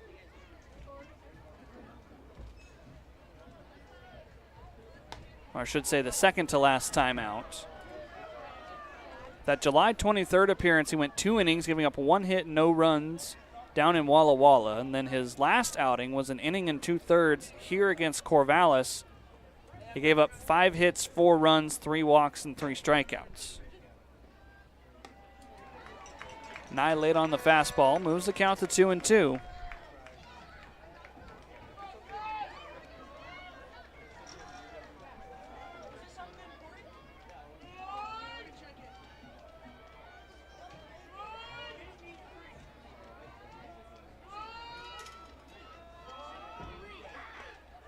This bounces, and this gets away. Full count now with first base unoccupied to Chase Nye. Perez and Story advancing on wild pitches.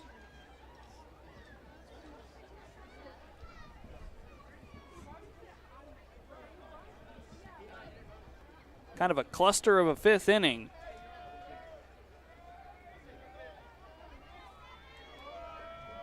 Payoff from Gus. Spoiled foul.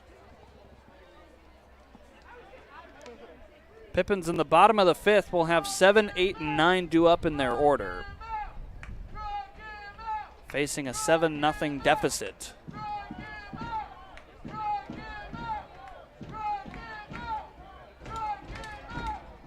Here's the payoff. On the ground out to Aoki. Brennan makes the play. And the 5th inning is halfway done. We are halfway home here at County Stadium. Springfield tacks on a 5 spot to make it 7-0.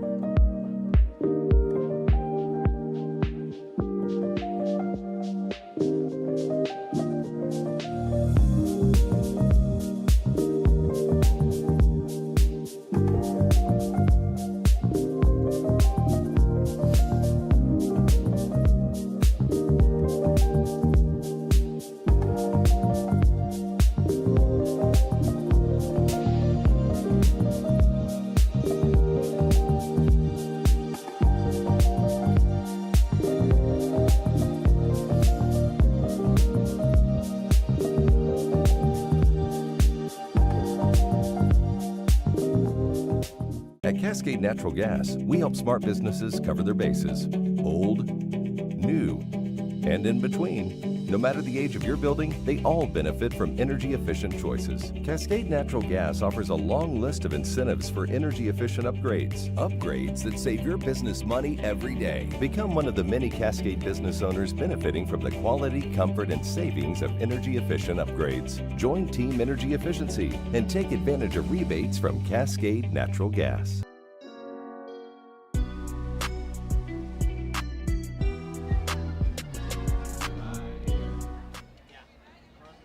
Bottom 5 here at the Orchard. Here's an update on your scores from around the West Coast League. In Nanaimo, a non-league game there, 3-0 Night Owls over the Coquitlam Angels, bottom of the 8th inning. Bend currently trailing Portland 6-1, top 6, but Bend made a comeback last night late in the game, so we'll see what happens tonight. Bottom 5 in Kamloops, Edmonton trailing 6-1. Top 5 in Kelowna, the Falcons lead at 3-2. Top 5 in Salem, the Berries currently on top of the Bells, 2-1. Top 6 in Corvo, 2-2 tie between the Raptors and the Knights. Bottom 5 in Walla Walla, a 7-inning non-league game, 10-0 Sweets. top 6 in Victoria, 3-1 Harbor Cats. And of course, our score here, 7-0 Springfield, as Yash Gupta, Brennan Aoki, and Tommy Lamb are due up against Griffin Scott.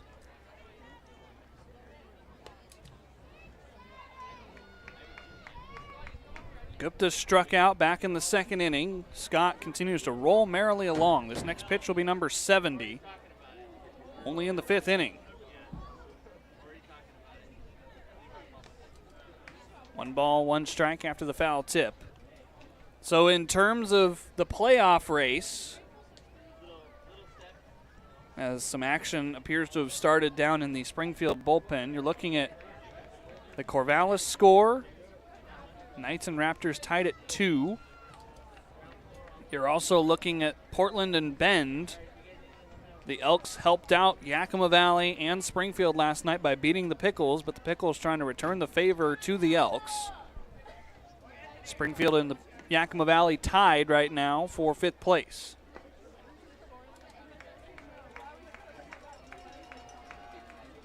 Everybody gains or loses a half game on Walla Walla tonight. Their score does not matter. It's a non-league game against the Northwest Star Nighthawks.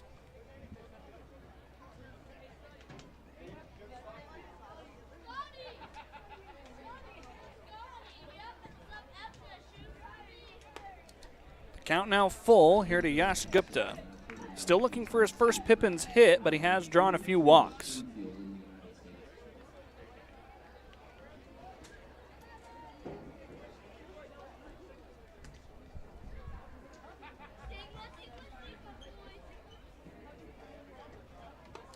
How about another one for Gupta? Draws a walk. Good start to the 5th inning for Yakima Valley, who needs another pretty big rally over the back half of this game. Pipps will try to continue the rally with Brennan Aoki, the teammate of Yash Gupta and Tommy Lamb and Nathaniel Carano at Whitworth.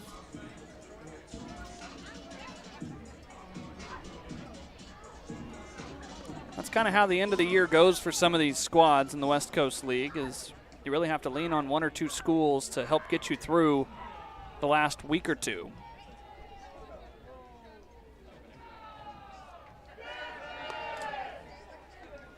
One and 0 to Aoki, who grounded out to second base back in the 3rd inning. Ridgefield's having one heck of a rejuvenation here in the second half of the season. They're 11-8 in the second half of play. They're 2 games back of the overall second half lead. They're in a spot right now where they need some help, but if they could beat Yakima Valley tonight, they move to 5th place in the overall standings and would be searching for their first playoff berth ever. Springfield, first season of play in 2022, one of the youngest teams in West Coast League history.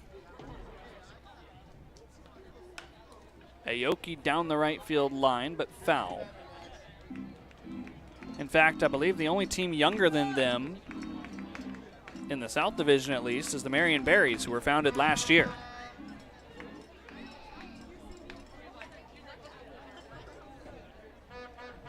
Most of the North has been in place since the pandemic wrapped up. Almost a poor throw by Scott, chasing back Yash Gupta.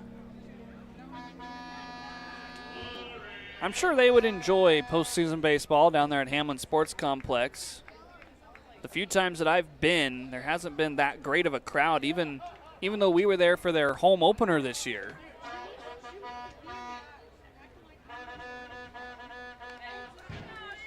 Two and two still. They were giving away a magnet for the first 1,000 people. I don't think they ended up getting to 1,000. In fact, the listed attendance for that game was 853. Now, Springfield is fighting with the Eugene Emeralds for attention.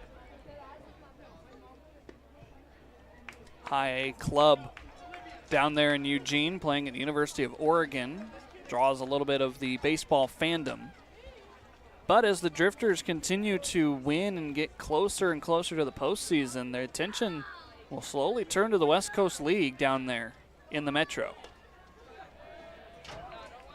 Aoki able to lay off. It's back-to-back walks to start the 5th inning.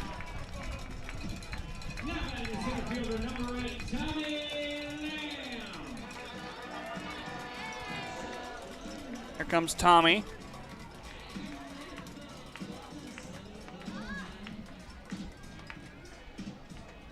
Quick peek at the check swing.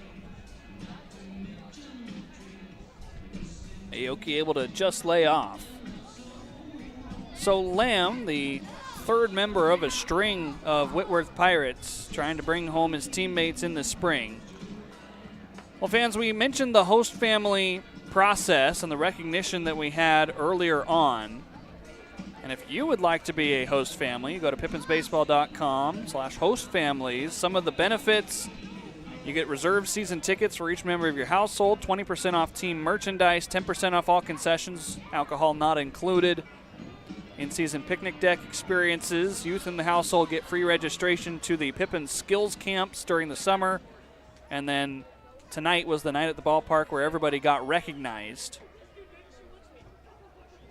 If you want to be a host family for the Pippins next summer, head down to the website and check it out. Some of the other requirements that are included: you need to be able to host players from the last week in May to mid-August. Players are on the road around half of the time during the summer. You'll have to supply a player with bed and linens, access to a bathroom, and include late access because after games is usually 10:30, 11 o'clock. Tommy out towards second. Mullins to the bag to first. Double play for the Drifters. Well, that's a momentum killer. 2 down, man at third. Back to the top of the order. Wrapping up here on host families, players need access to laundry facilities so they can do their own laundry. Clean, non-smoking, safe environment. Some meals sometimes. The players are in town that other percentage of the time. On game days, the guys aren't going to eat at the normal meal times. And then for some of the guys, assist with transportation to and from the ballpark, especially late nights getting back from a road trip.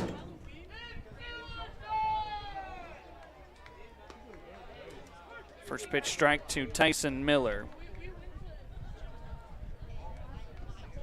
I've heard hosting players is really fun. It's pretty enticing if you've got young kids that you're trying to get into baseball. For some of the older generation, able to fill the house.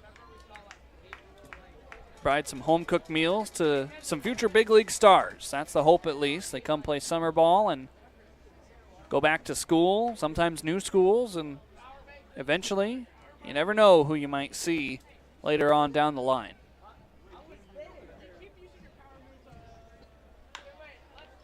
One sneaks through.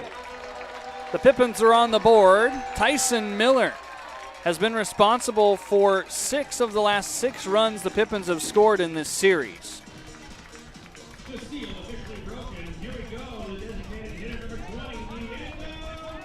Tyson's having a great time here against Springfield. Picks up his first hit on the night after 3 last night. Picks up his 5th RBI of the series.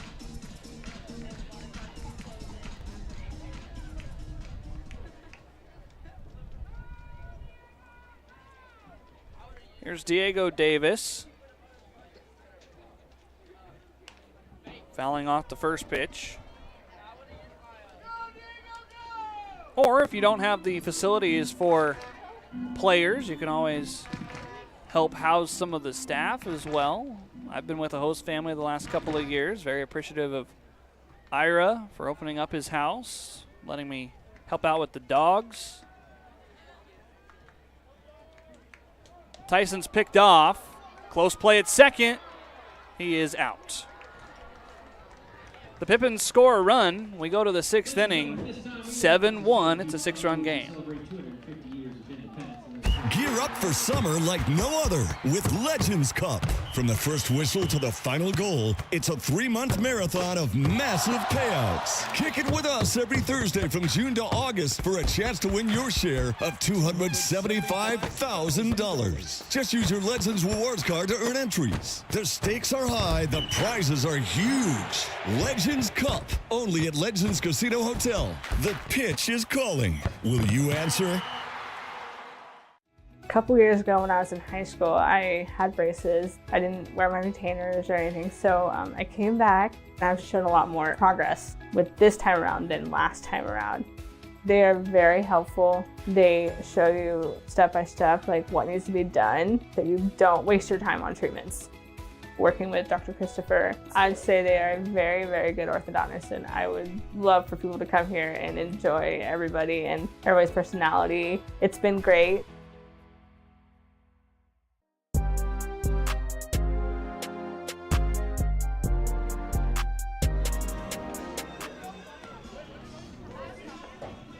The season continues to wrap up here. Top of the 6th inning. We're coming ever closer to the final home game of the 2026 season. Yakima Valley trailing here in Game 2 of a 3-game series. Tomorrow night, the home finale. Pippins and Drifters, 7:05 p.m. first pitch. If you haven't got your tickets already, you better go quickly. There's not much left. This is all that's left for Yakima Valley. Tomorrow night against Springfield, and then a 6-game road trip to Corvallis and Portland. Pippins have a chance to make up some ground in the playoff race, but they need to make a comeback tonight and get back into 5th place by themselves. You can listen to all 6 of those road games on the Pippins YouTube or on Mixlr. Make sure that if you can't get tickets for tomorrow, we're expecting a sellout. You tune in right here, whether you're watching on the WCL Live app or the Pippins YouTube. It's been an enjoyable couple of years here. Not going to get too sentimental yet tonight, but knowing that we're almost done with a second season out here in Yakima just baffles my mind. When I decided to come back and was asked to come back by the new front office, it was one of those, man, you're not going to go many new places, but it feels like a completely different year compared to last year. This is Hunter Meyer ahead in the count 2-0. Got to go to Edmonton, got to go to Canada for the first time, and then for the second time was a part of the All-Star festivities up there in Victoria. Got most of our longer trips out of the way early on. This is into the stands, 2 balls and a strike. The only trips that Yakima Valley has made in the second half of the season has been Walla Walla twice, and then this 6-game road trip that we're coming up on starting on Friday. So it's been a lot of fun here at home, been a lot of the same opponents. And of course the record, completely different than last year. The Pippins only managing to scrap together 14 wins over the course of the 54-game season.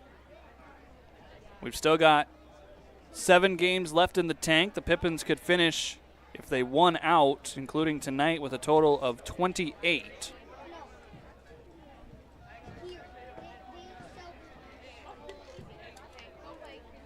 And so it's just been all around a completely different environment, but still some of the same. Got to reunite with some friends as well. Down in Bend, Aiden O'Neill still doing the broadcasting down there. Knight Jarecki has actually been texting with me a little bit during this game, informing me of some of the records that the Springfield Drifters are on the doorstep of. Meyer not going to be a part of the record books. Oh, no. A stretch out there by Emery Henderson. That might be a throwing error on Levi Correa. That was a surefire routine out. Hunter Meyer is aboard, and Coach Crustangel and the training staff from Multicare Orthopedics Northwest checking on Malachi. He says he's good. That's a tough stretch to have for a guy that's played the outfield most of the summer. JT Rentschler right on top of it, seeing that Malachi's foot was not on the bag. That is an E6 on Correa.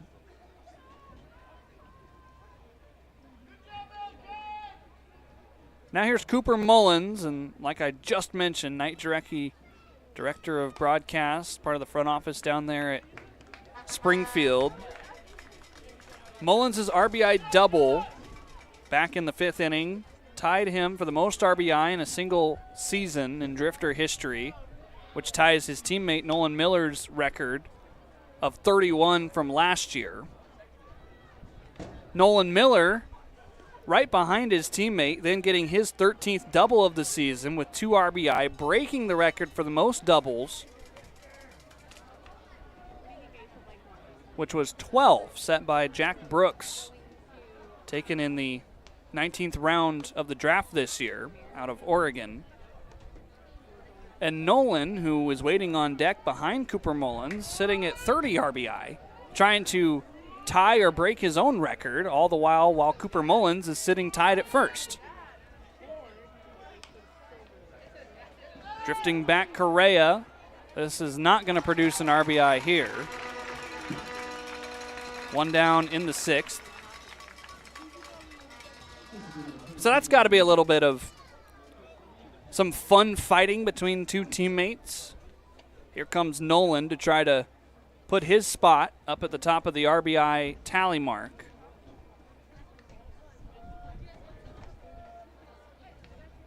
Trying to break his own record, too. He's got the most doubles in Springfield Drifter history in a single season.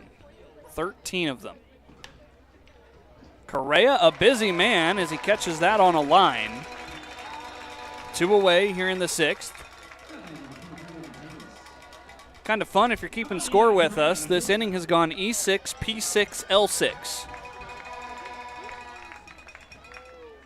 Let's see if Evan Thomas can put a ground ball out there for Correa to go 6-3 and then be done with the inning. Mullins 3 seasons with the Drifters, or 4 seasons, Miller 3. Combined 7 summers of experience between those 2 in the lineup. That is impressive for a team as young as Springfield is to have already this much history. These kind of records. Of course, they're looking for even more than just personal records right now. Trying to make it into the playoffs for the first time. This ball to the backstop. Hunter Meyer on to second.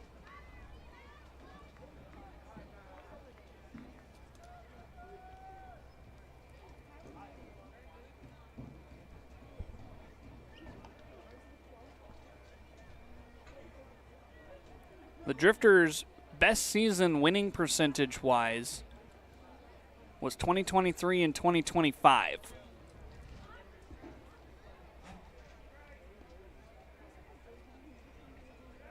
Both seasons, the Drifters finished 22 and 32 with a win percentage of .407.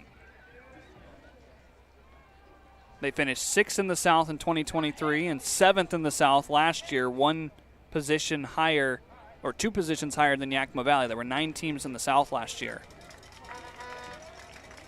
But they have not qualified for a postseason. This is year number 2 under Jeff Lyle, trying to turn this thing around down in Springfield.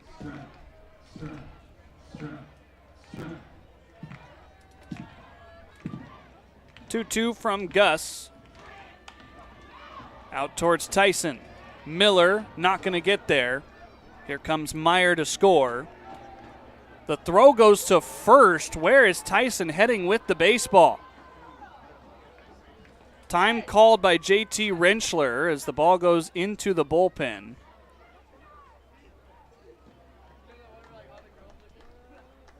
Evan Thomas will be stuck at third.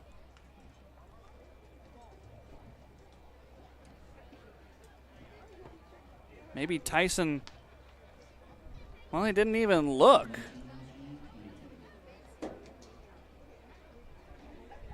Either he was trying to hit Aoki on a line or he rocketed that one towards first, hoping he could catch Evan Thomas in a little bit of confusion. Now I'm confused.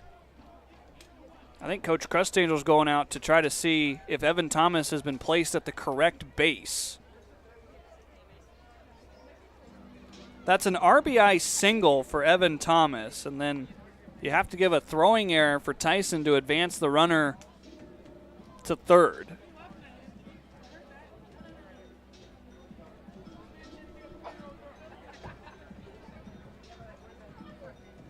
We'll take one more look. Tyson slipped when he got the ball. Let's take one more look at this. Live speed. Well, he was looking all the way. This throw was way offline.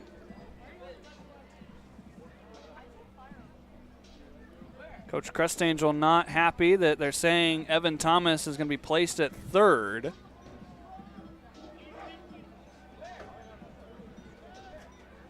That's an E7. Second error of the inning by Yakima Valley. 8-1 Drifters, and now action has begun down in the Pippins bullpen.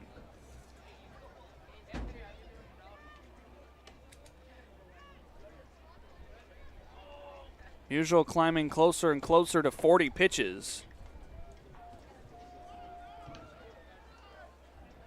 Looks like Wyatt Robinson has grabbed a baseball down in the Pippins pen.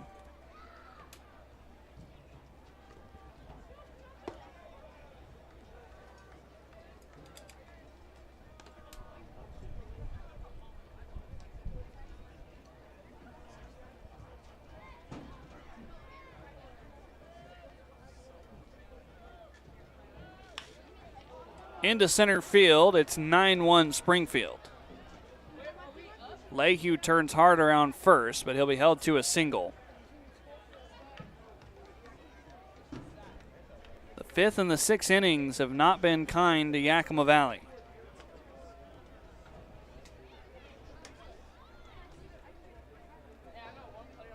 Both of these runs that have scored are unearned, by the way. The inning started with an error and then back-to-back outs to Levi Correa. Should have been out number 3 on that line out by Nolan Miller. Evan Thomas has scored. Hunter Meyer has scored. LJ Lehue on at first.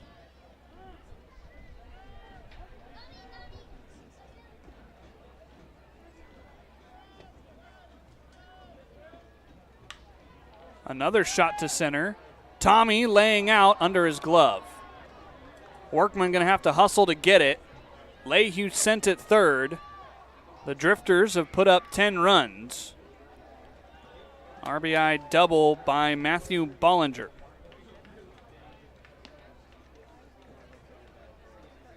You applaud Tommy for the effort trying to steal out number 3 in a sixth inning that it feels like is not going to end.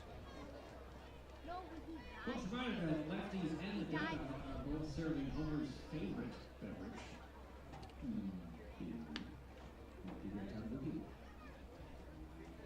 Frustrating couple of middle innings here. It was a good relay onto third to keep Bollinger from heading to the third base bag.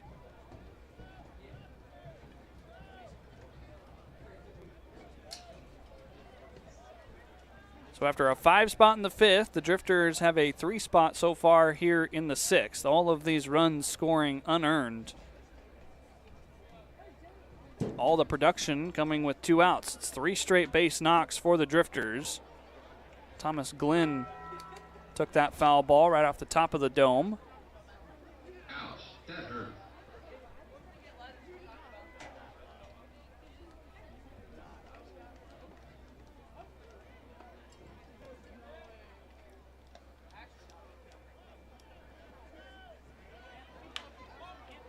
A 4th straight hit for Springfield. Windmills on for Bollinger at third. The relay is late. Drifters lead by 10 on 4 straight 2-out hits by the Springfield Drifters.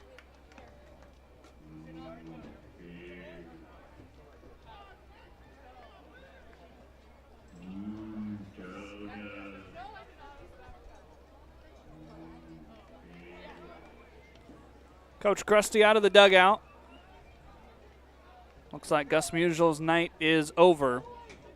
Pippins will have a new pitcher when we get back. It's a 10-run lead for the Drifters. Come right back. College summer ball is a blast. Playing baseball and going all over the Pacific Northwest is beautiful in the summertime. Great league, fun cities to travel to, great weather, fun ballparks. Give me a kind of like a taste of what it was like to play professional baseball with the schedule, playing every day, taking long bus rides. Made a lot of good friends on those teams, and a couple big leaguers on my team. Matt Duffy, Matt Boyd. You get to meet guys from all over the country, come together for a couple months in the summertime. All try to get better and push each other, and a lot of good memories looking back on that summer in Corvallis. Fuel the adrenaline is coming out now. Got his hand around the mouth.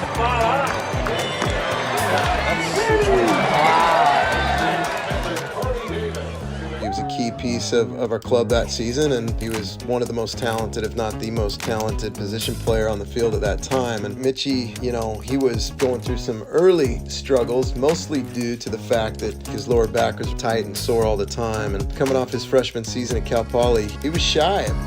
Who was your first kiss? I don't even remember.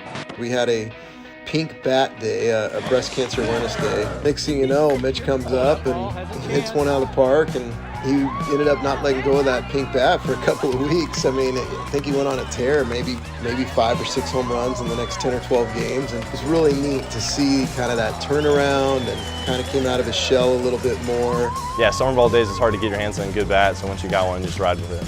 We were blessed to play, OSU and Corvallis, and what a great, little college town that was, and it just prepares you for professional baseball. I think it was such a valuable experience for me to go through in college, and it definitely helped me in the minor leagues.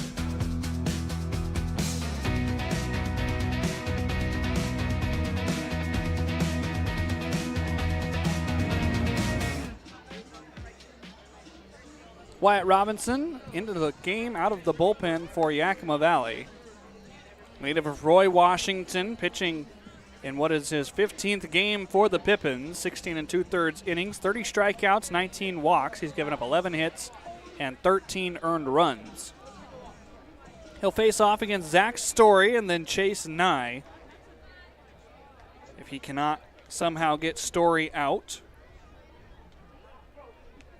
The Drifters threatening to bat around for the second straight inning. This is hitter number 8 in the 6th frame. And what was a pretty quick-paced game has suddenly slowed down.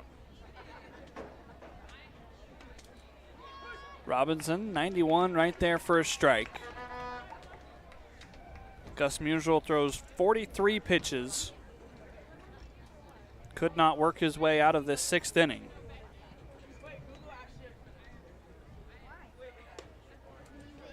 Everything that's happened after the Nolan Miller lineout technically shouldn't have happened. The inning started with an error by Correa. And then the Evan Thomas RBI single then prompted a second error, this time by Tyson Miller out in left. 1 ball and 2 strikes. So I guess there's the saving grace for Gus Musial and his ERA, is all 4 of the runs that have scored in this inning should be unearned. Still doesn't discount the fact that 4 more runs are on the board, and it's now an 11-1 ball game.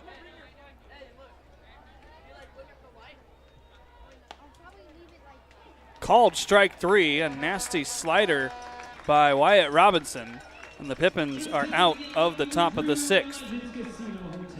It's the top of the order, 2, 3, and 4 at least due up when we go to the bottom, 11-1 Springfield.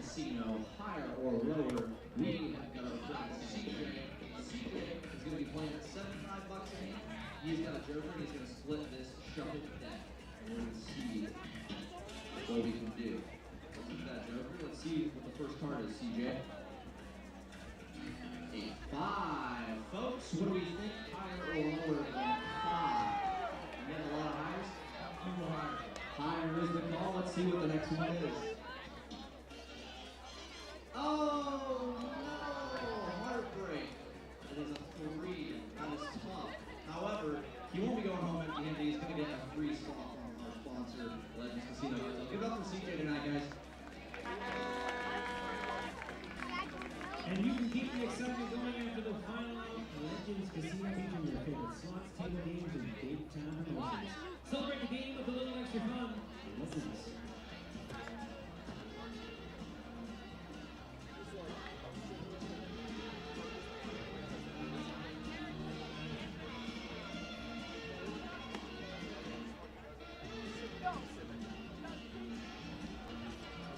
Springfield, Yakima, Nevada.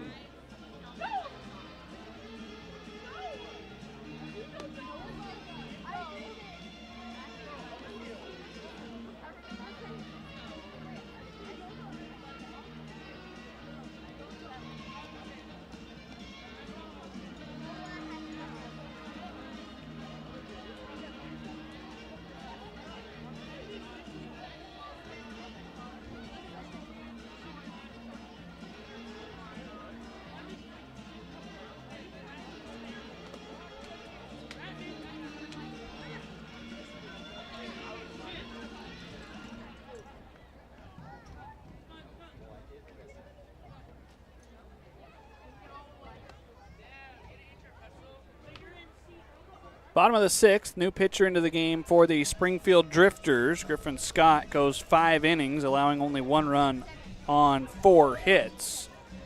The new arm is Kikama Robello out of Hilo, Hawaii. Attended Kamehameha High School, attends Bushnell University. Has not pitched yet for Springfield. He's continuing to recover from an injury as a sophomore with the Beacons. But the Hawaiian native now into the game. Griffin Scott has qualified for the victory as his team leads it by 10.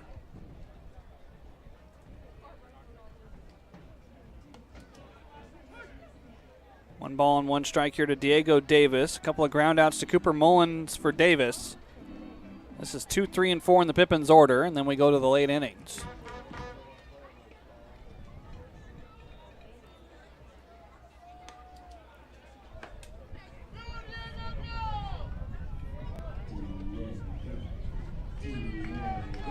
Drifters probably hoping for something similar to last night. They used only 2 pitchers. Carlo Ramirez started. Ezra James went the final 5 innings, earning the win.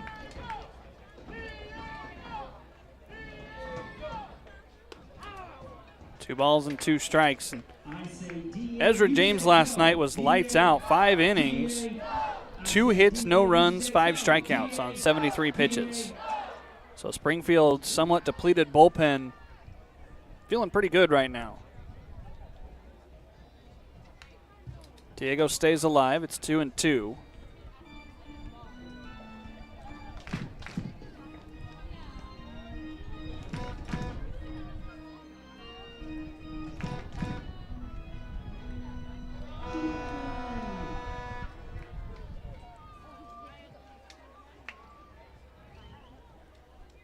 Davis trying to snap his 0 in the hit column. He'll go down looking. There's 1 away here in the 6th.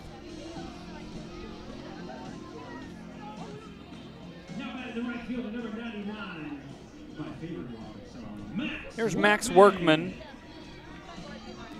Workman, a ground out and a strikeout tonight.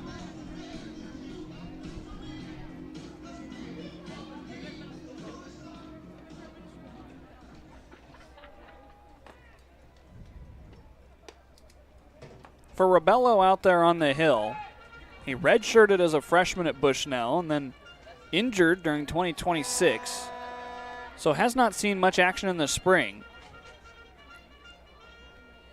He's in school to become a civil engineer.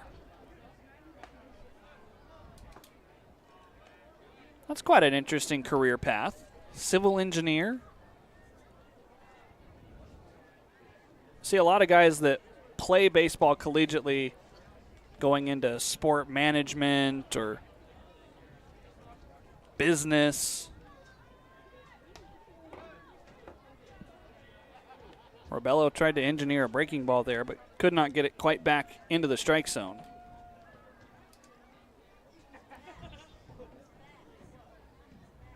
That's a pretty drastic drop-off from the fastball. 88 miles an hour on the heater. That slider was 66. And then he speeds you back up with 87. Now, he hasn't been in the zone here to Workman. It's 3-1, but that could almost be a deadly combination.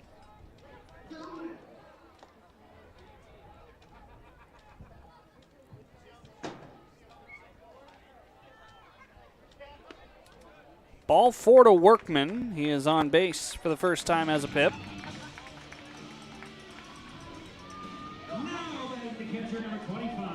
One aboard for Parker Burt.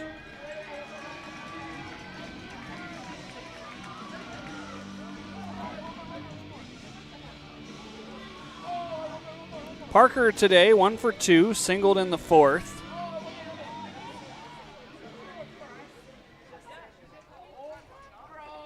He and Malachi Emery Henderson were left stranded in the fourth inning.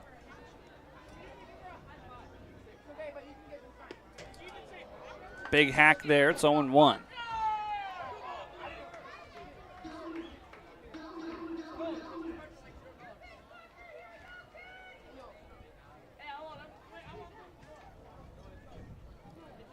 Malachi and Parker responsible for 75% of the Pippins hits tonight. Parker a single, Malachi a single and a triple. Tyson Miller has the other hit. He was picked off back in the fifth inning, trying to steal second.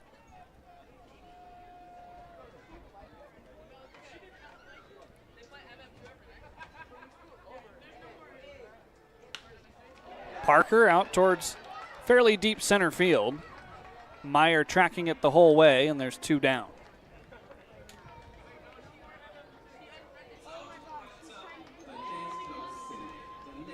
Two outs from Malachi Emery Henderson. No. Pinch hitter. Looks like Cole French is going to get a pinch hit at bat. This might be a byproduct of Malachi trying to stretch on the E6 by Levi Correa.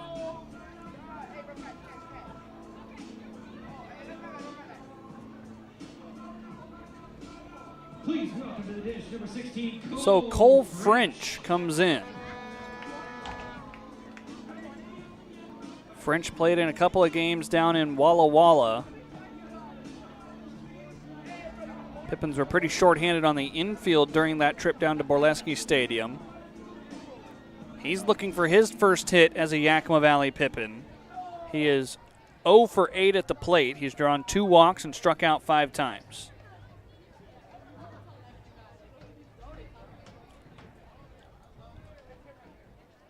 So a couple of the Pippins regulars are dropping like flies here, Stone and Emery Henderson. Malachi will end his night 2 for 2 with a triple and a single.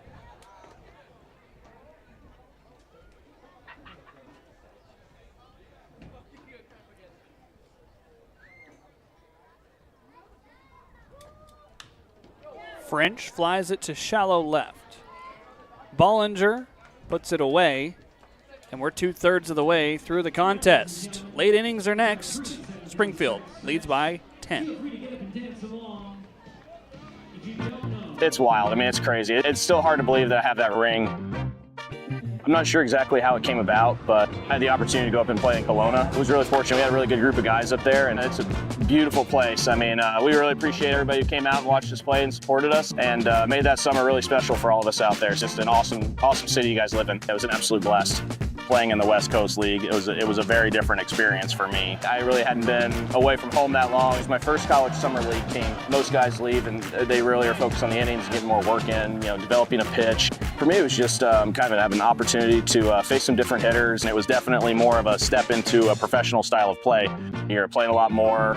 It's just not weekend sets. I got to put a lot of innings in my mind. I was out of the bullpen a little bit, so that was new to me. It was just a really good opportunity for me to refine all my stuff going into my sophomore year. Out of high school, I thought I was going to be a position player. If you would have told me, 10 years later, I would be, pitching and being at this stage, I would have been a little surprised. I was very fortunate to get drafted. I ended up here in Houston. It's been an awesome ride here the last 3 years. It's still hard to believe that I have that ring. It's wild. I mean, it's crazy. The things that happened during those games last year are just unforgettable. The thing about Phil is that, he's the same every day. I mean, you can't tell if he's going good or if he's going bad. That's what makes him a quality reliever. It's the fact that, his highs aren't that high and his lows aren't that low. Enjoy Phil. I think I bought him some corn one day, and I wanted to know his opinion because from where he's from, he's a corn expert.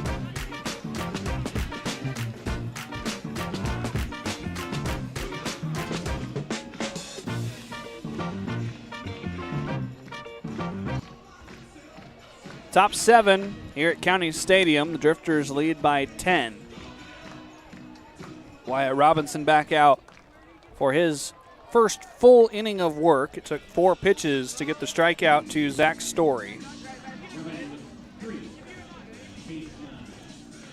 Chase Nye, Hunter Meyer, Cooper Mullins, the top of the order due up.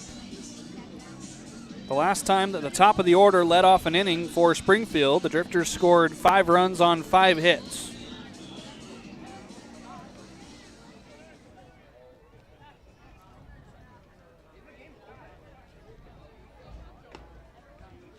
First pitch strike from Wyatt. It's fun to stay at the...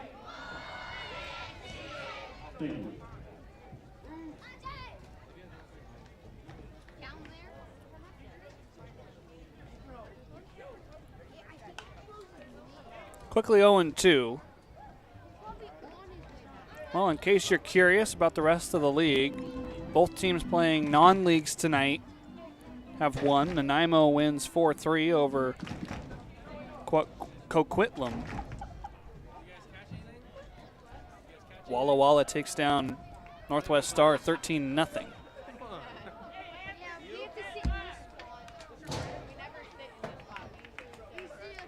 Scores from around the league, getting late in most places. Bend kind of in a similar situation to where we're at right now. They're losing to the Portland Pickles 15-1, top of the 7th. Bottom 7 in Kamloops. The North Paws lead at 6-3 over the Riverhawks.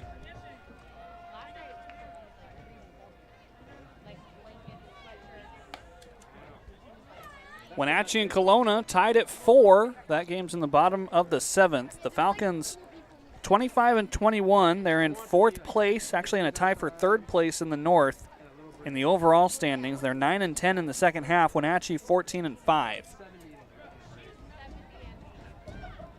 1-2, nice breaking ball. Back-to-back strikeouts for Wyatt Robinson, dating back to the 6th inning.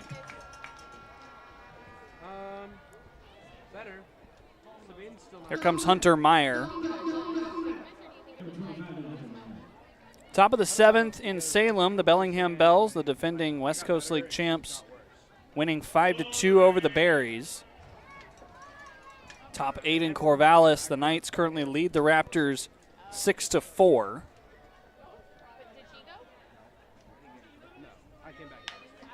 Breaking ball put in play to Correa.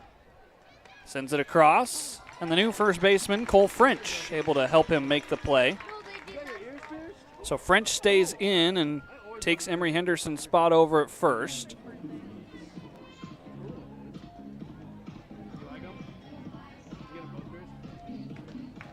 And now here's Cooper Mullins. He and the man next to him, Nolan Miller, part of some Springfield history tonight. In case you missed it, in the 6th inning, Cooper Mullins tying the most RBI for a Drifter in a summer with 31. Nolan Miller behind him has 30 on the season. He's the one that set the original record. If you're a Gruden Grizzly kid, you guys want to come sing Take Me Out to the Ball Game with us? Come on over, Gruden Grizzlies.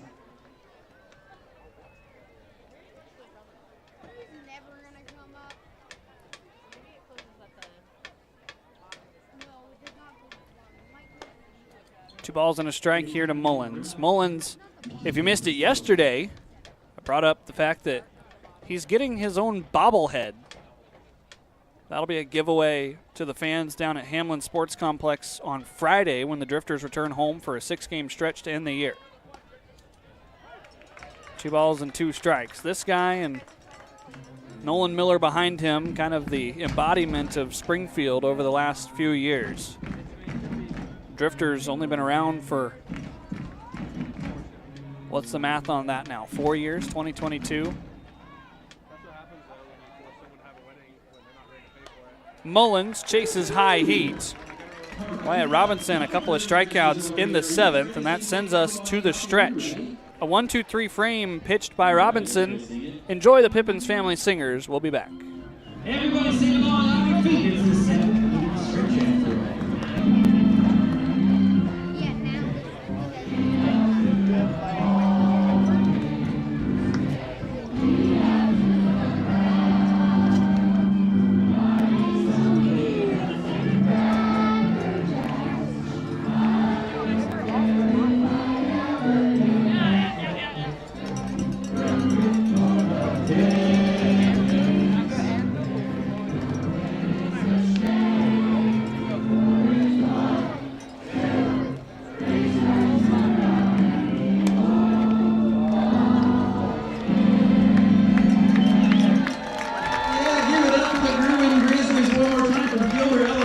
you.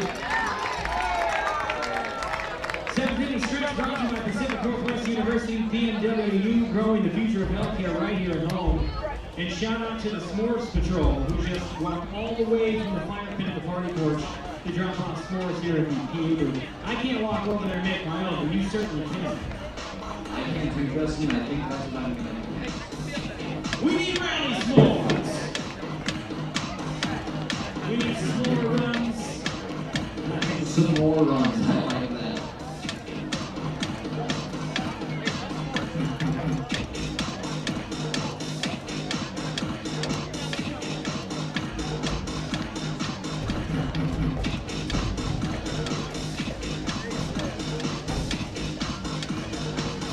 Bottom half of the 7th inning, the stretch has come and gone, and it's another new pitcher into the game for the Springfield Drifters.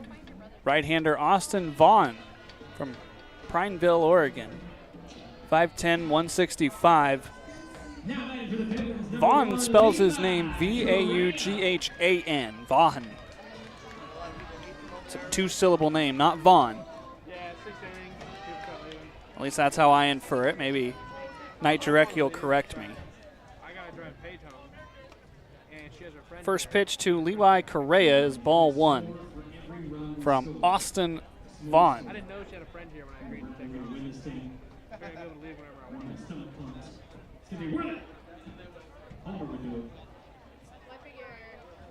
I was a little surprised we didn't see Rebello go back out. They went 1 inning, giving up no hits, walked 1, struck out 1, no runs on only 16 pitches. Correa ahead in the count, 2-0. Yakima Valley has somebody up and throwing in their bullpen. I'm getting my electrical panel done tomorrow. The whole house? The whole panel. For the whole house, though? Yeah. 3 balls, no strikes to Correa. Nathaniel Carano wearing a different number tonight, 36. He's up and tossing. We'll see if he comes into the game. Pippins might try to save him for a longer stint tomorrow in front of a sold-out crowd. Austin Dillon working on the hill, so we'll see how the pitching lines up for the Pippins to end the home season. Correa takes a 5-pitch walk, and the Pippins have the leadoff man aboard for the second time in the game.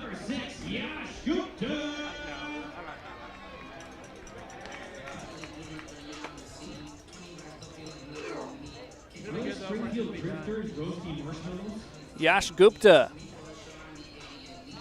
0 for 1 today, a strikeout and a walk. He scored the only run for Yakima Valley so far tonight.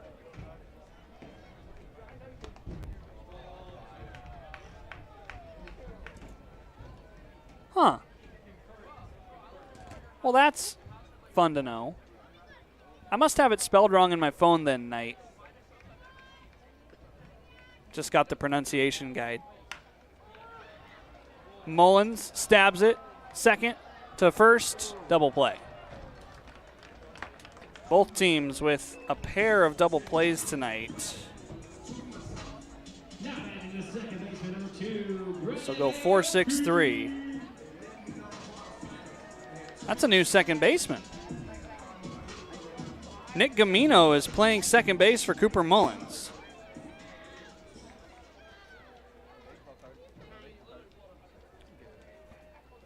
The text that I got, it's just Vaughn. And then my last name, Knight, my last name pronounced Uretsky. I must have spelled it wrong in my phone then. There's Nick Gamino. Wave and a miss by Brennan Aoki.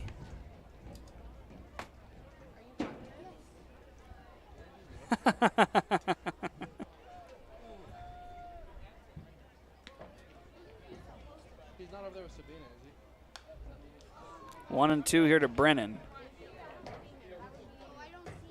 Out of all of the people that I would have misspelled, I would have thought, oh no, I do have it spelled right. He's texting me back. It's Polish. Oh, well, that makes sense.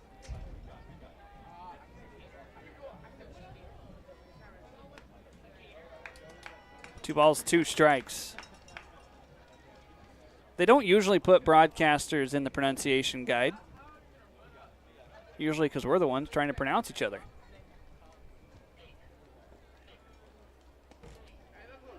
Full count here to Aoki. I should have known better, though, if it was Polish, because Colin Novacek was here for Corvallis last Friday, and that last name is almost said completely opposite of how it's spelled. Payoff, taken into center field for a base hit. Brennan Aoki, his third hit of the night. Oh, and now Marcos is texting me that, okay, I'm not going to repeat it, but it's an inside joke. Just trust me.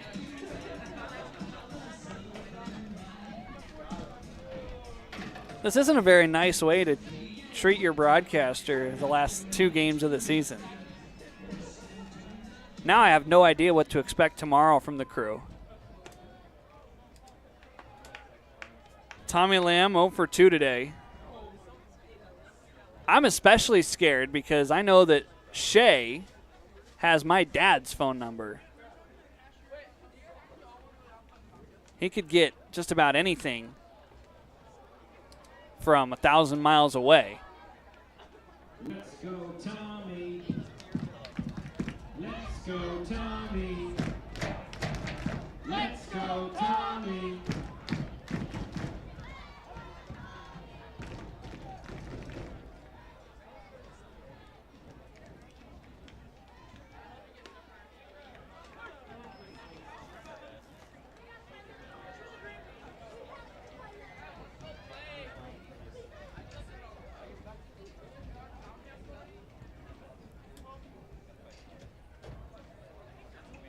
One and two here to Tommy Lamb. Vaughn. Wearing the wrong number for the last name Vaughn.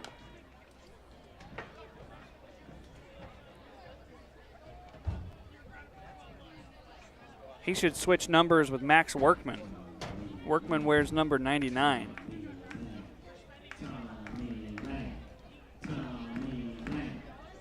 If you don't know what I'm referencing, it's a movie.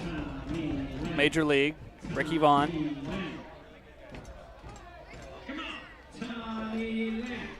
Rick Vaughn was a little bit more stocky than Austin Vaughn was. Or is, I guess. Vaughn's right there.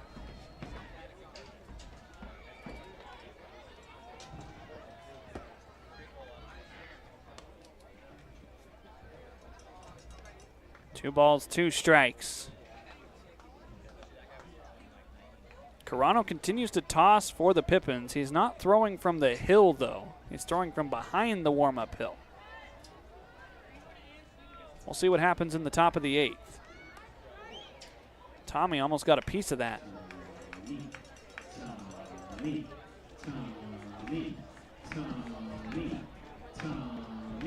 Payoff pitch upcoming. Brennan Aoki will be in motion over at first base. Lamb shoots this down the line, and the bullpen just about wore that baseball.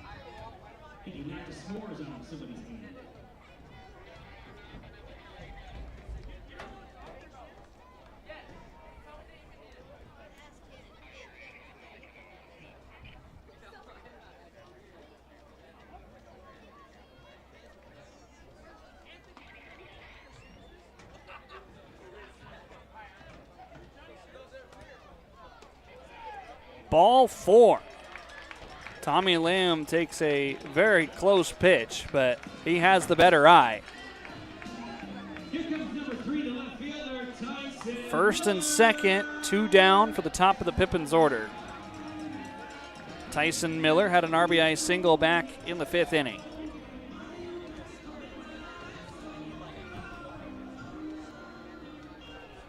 All right, Well Supplies last. We're going to do Rally Dogs $1 hot dogs. Well Supplies last.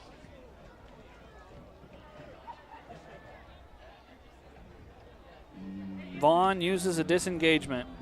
To wrap up the story on the pronunciation of Vaughn, the roster has it spelled correctly, V-A-U-G-H-A-N. The lineup card, ironically enough, written by Jeff Lyle, has it spelled in a more traditional way, V-A-U-G-H-N. That's why I was confused initially.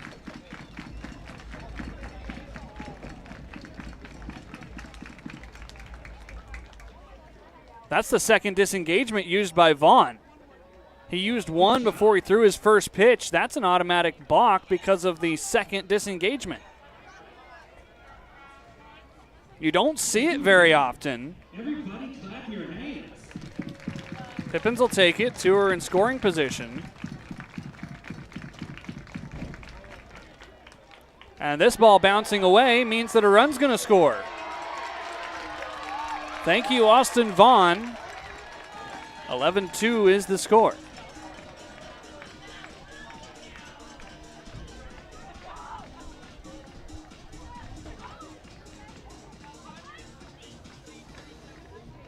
That was kind of an interesting sequence.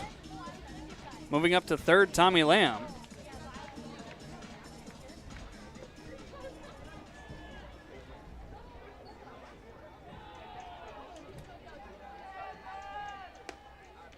Three balls, no strikes to Tyson.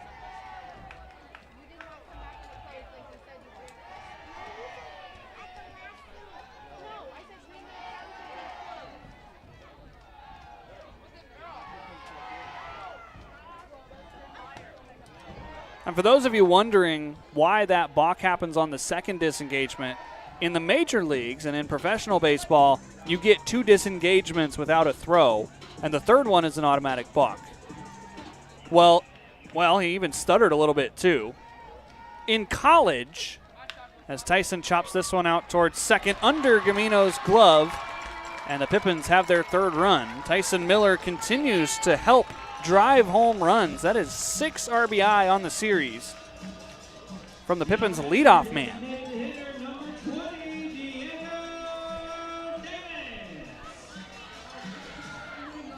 Gamino inserted into this game in this half inning.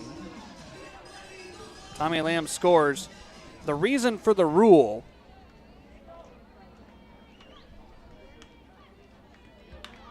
as here's a shot towards the gap. Miller over and he makes the grab. We'll explain the rule when we get to the top of the 8th inning. The Pippins plate 2 as Springfield still leads.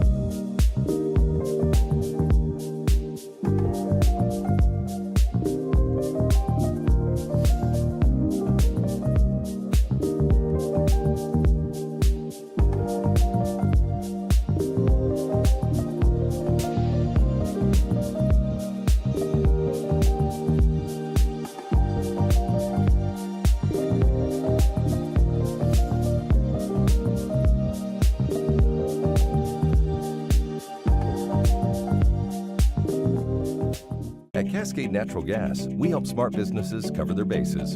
Old, new, and in between. No matter the age of your building, they all benefit from energy-efficient choices. Cascade Natural Gas offers a long list of incentives for energy-efficient upgrades. Upgrades that save your business money every day. Become one of the many Cascade business owners benefiting from the quality, comfort, and savings of energy-efficient upgrades. Join Team Energy Efficiency and take advantage of rebates from Cascade Natural Gas.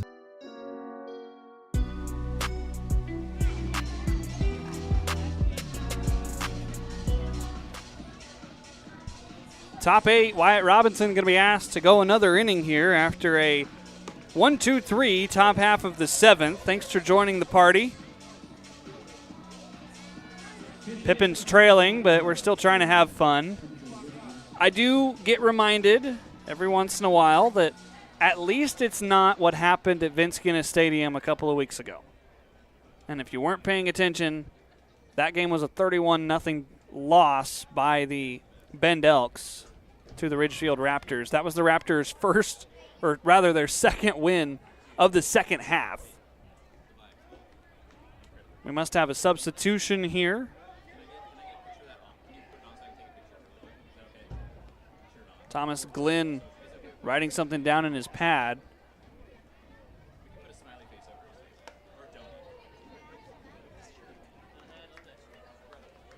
Wyatt wants a new baseball.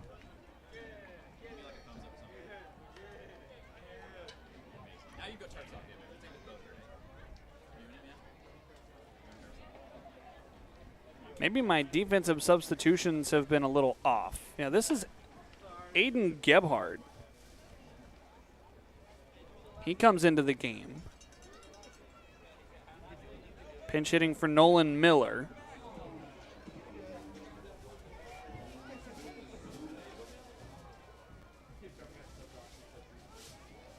So it looks like Mullins and Miller are getting the rest of the night off in a game that has pretty much been decided already.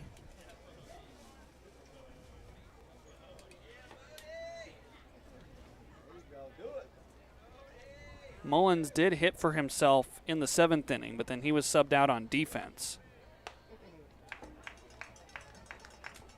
Gebhard here in a 2-2 count.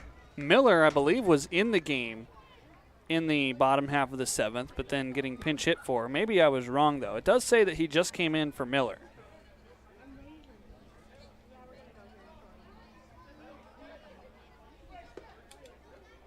Full count.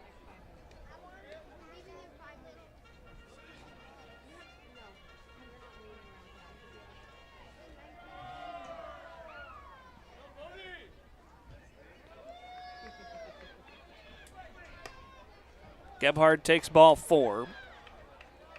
Leadoff man aboard here in the 8th. In Nolan Miller's spot, well, I'm only sharing this because it was texted to me. But Nolan Miller no longer in the game, and maybe this is part of the reason why he went out to the party porch, had a s'more. Again, I was shared this picture. That's the only reason I'm sharing it now. If I'd come across it naturally, I probably wouldn't have done it.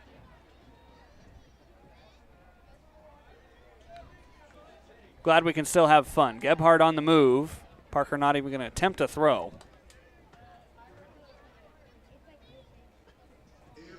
It was strike 1 to Evan Thomas.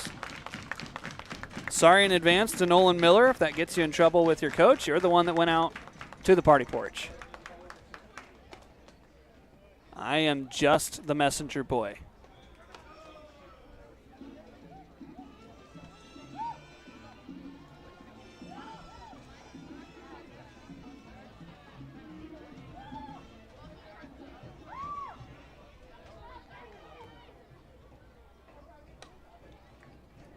Two balls and a strike here from Wyatt. Nobody moving down in Yakima Valley's pen. Pippins are going to try to lean on Robinson here to get through the 8th.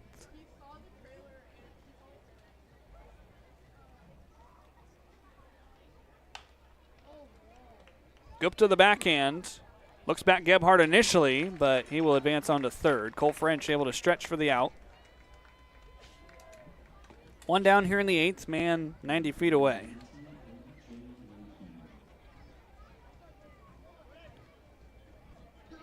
Gebhard has not wasted much time in this game. Got the walk and then immediately stole second.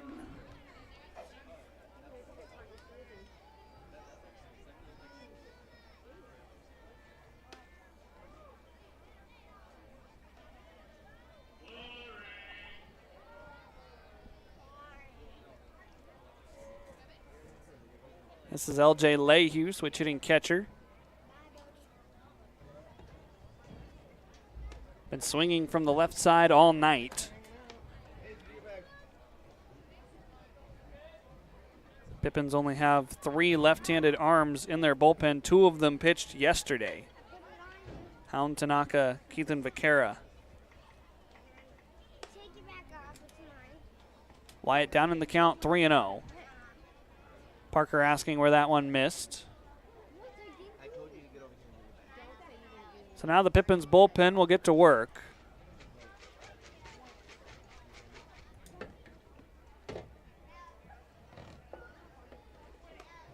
Big cut and a miss, similar spot by Lehue.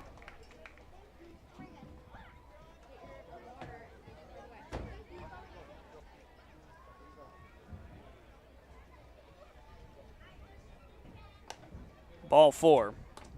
Couple of walks issued here by Wyatt in the top half of the 8th.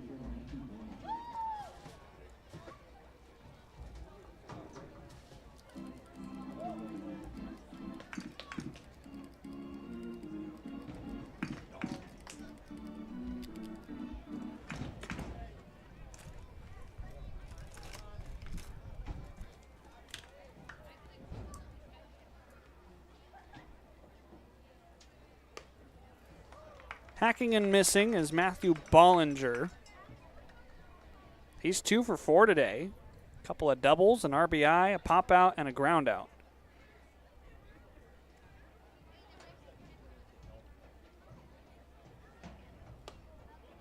Swings and misses again. Wyatt's looking for a 4th strikeout tonight.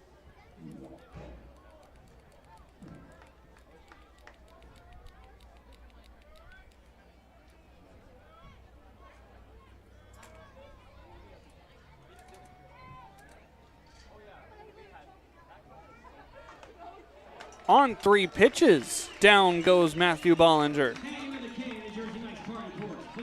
Another good night for Wyatt Robinson in the strikeout category.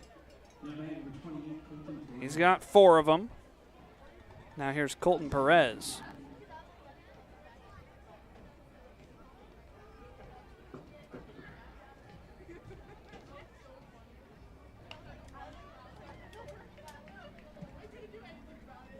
Wyatt's highest strikeout number of the summer was in the win against the Ridgefield Raptors when he went 3 innings, striking out 6.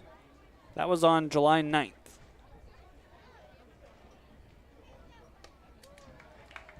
He's a pitch away from getting 1 shy of that number. If Perez strikes out, that would be number 5 tonight for Wyatt.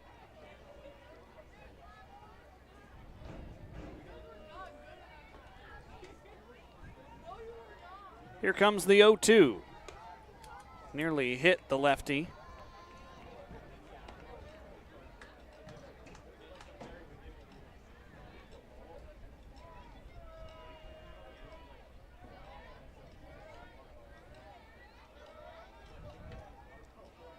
Runners at the corners and a 1-2 pitch from Wyatt.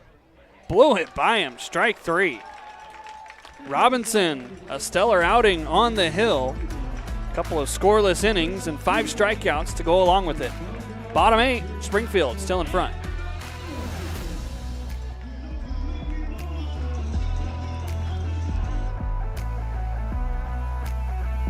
Gear up for summer like no other with Legends Cup. From the first whistle to the final goal, it's a 3-month marathon of massive payouts. Kick it with us every Thursday from June to August for a chance to win your share of $275,000. Just use your Legends Rewards card to earn entries. The stakes are high, the prizes are huge. Legends Cup, only at Legends Casino Hotel. The pitch is calling. Will you answer? A couple years ago when I was in high school, I had braces. I didn't wear my retainers or anything, so I came back and I've shown a lot more progress with this time around than last time around. They are very helpful. They show you step by step like what needs to be done so you don't waste your time on treatments. Working with Dr. Christopher, I'd say they are very, very good orthodontists, and I would love for people to come here and enjoy everybody and everybody's personality. It's been great.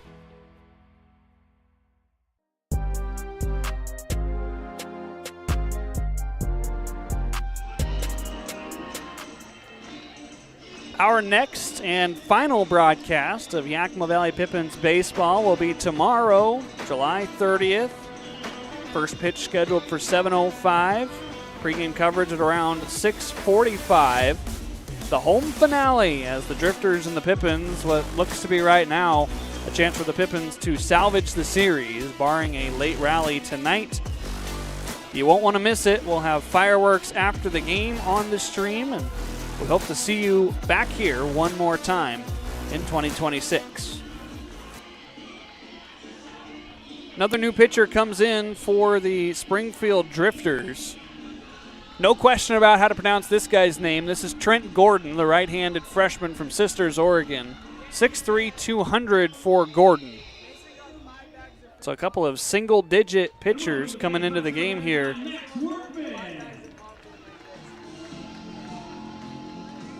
Trent Gordon, an inning and a third so far worked for the Springfield Drifters. He's struck out 1, he's walked 2. He's only given up 1 hit and no earned runs. So everybody down in that bullpen getting an inning here after Griffin Scott goes 5. Hey, so the Springfield Isotopes have Dancing Homer. But make some noise for Dancing Lee. Max Workman leads it off.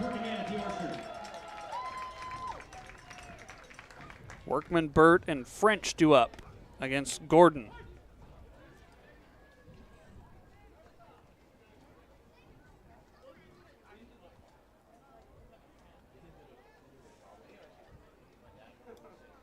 Elliott Brown is into the game in left field for Matthew Bollinger.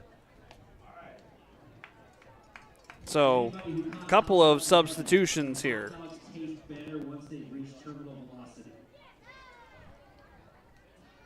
You've got Brown in left, you've got Gebhard in right, and Nick Gamino came in the 7th inning for Cooper Mullins.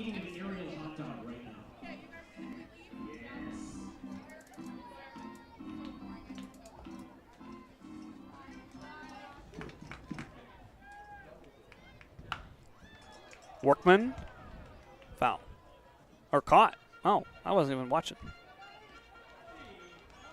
I was looking down on my scorebook. Sorry, Mr. Story, I didn't quite catch the web gem. Thankfully for us, though, we have replay, so I can look and see what this looked like.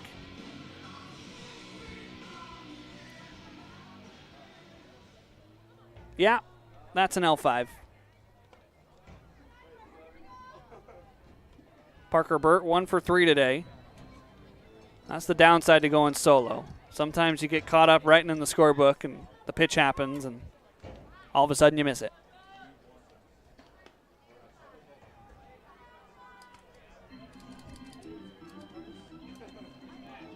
Two 2-0 here to Parker.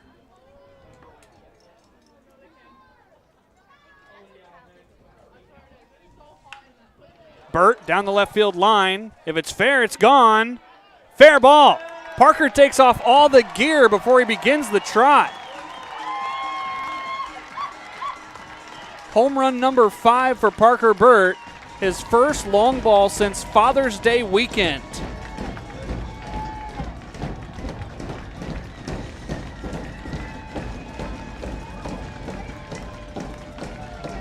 Ditches the last piece of protective equipment.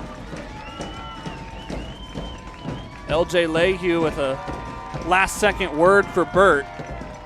So it's 11-4.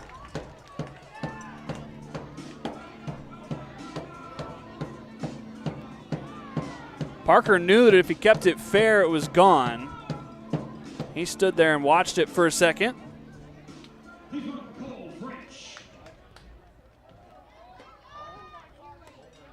Cole French takes the first pitch inside. That thing was a rope down the left field line. 382 feet. Left the bat at 104 miles an hour.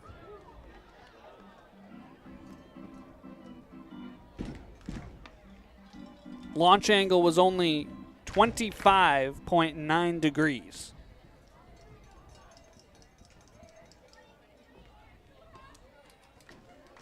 So now it's 2 balls and a strike.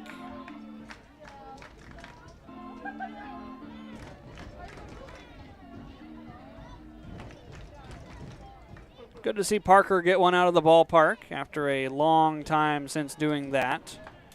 The last home run for Parker Burt was on the 20th of June against the Marion Berries, his first game back after an injury up in Edmonton. Full count.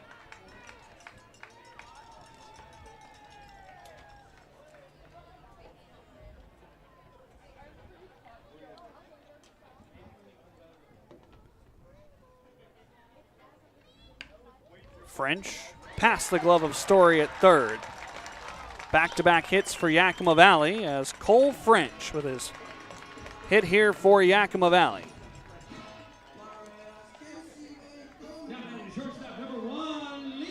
Hit number 1 for Cole as a Yakima Valley Pippin.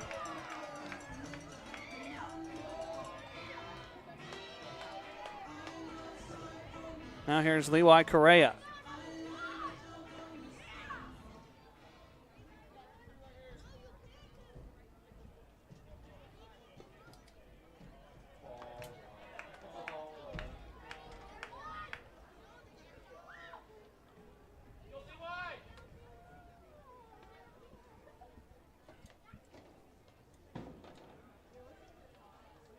It's gotten eerily quiet here at the ballpark.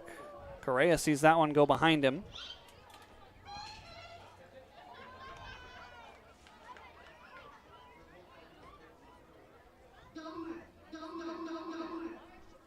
It was a passing sound effect, but the hee-hee by Michael Jackson actually reminds me that MJ had a guest starring role in a Simpsons episode. But during that episode, because of the way his licensing was with his music, he was not allowed to sing any of his own stuff. So he could voice himself, but he could not sing as himself. So they actually brought in a Michael Jackson impressionist to do the singing parts of the episode. Kind of interesting. You willingly say you're going to appear on The Simpsons as yourself, and then you're not even allowed to sing your most popular work. Nye and Story. It's going to be Nye who settles and makes the catch. 2 down here in the bottom of the 8th. Stepping in the third baseman, number 6, Yash Gupta.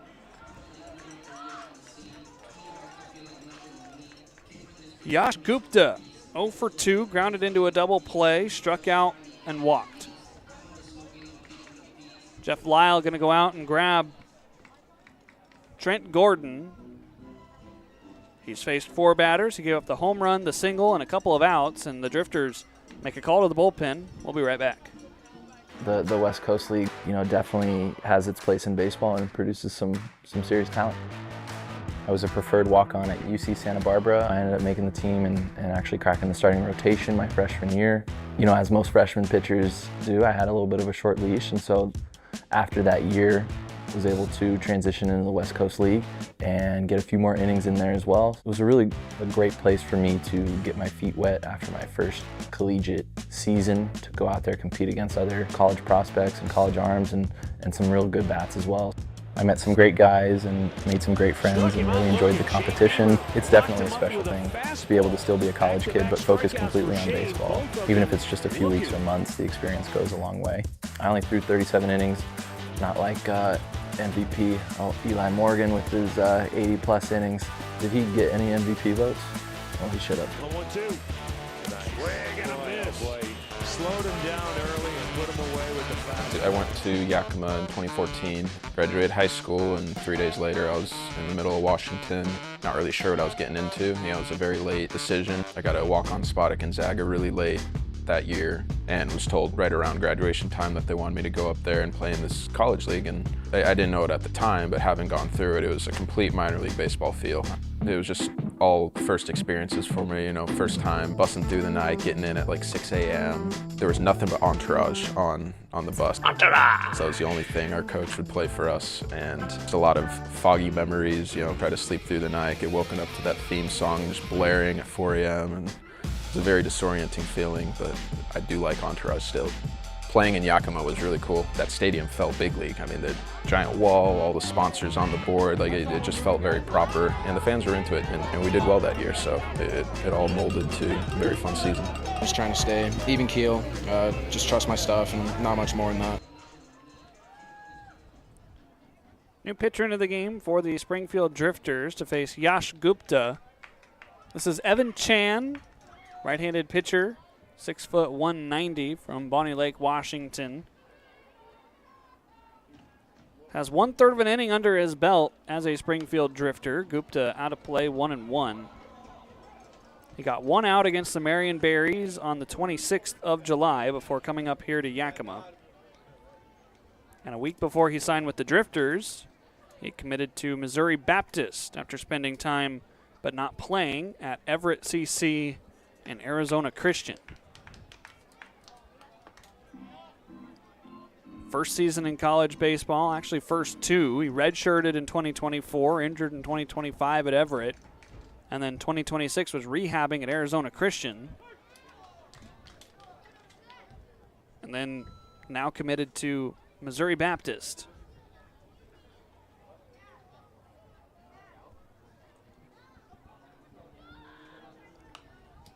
Still 2-2 after the foul ball. So he's in there right now to get one more out. Dash Gupta with Cole French over there at first. We'll see if he stays out for the 9th inning. Pippins trailing 11-4.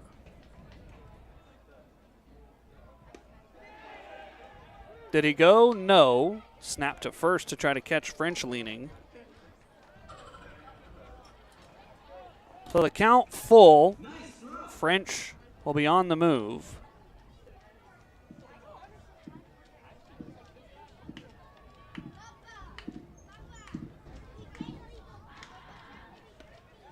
Called strike 3, a breaking ball, and Gupta does not agree. We go to the 9th. Springfield leads by 7.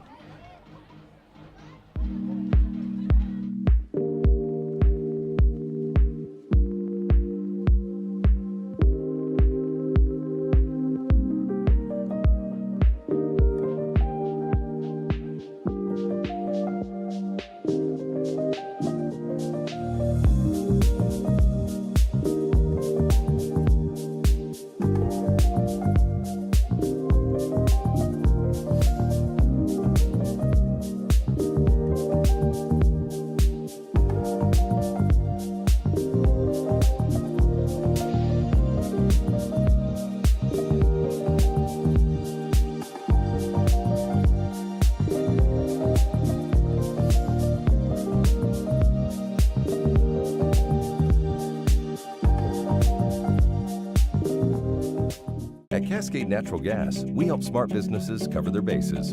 Old, new, and in between. No matter the age of your building, they all benefit from energy-efficient choices. Cascade Natural Gas offers a long list of incentives for energy-efficient upgrades. Upgrades that save your business money every day. Become one of the many Cascade business owners benefiting from the quality, comfort, and savings of energy-efficient upgrades. Join Team Energy Efficiency and take advantage of rebates from Cascade Natural Gas.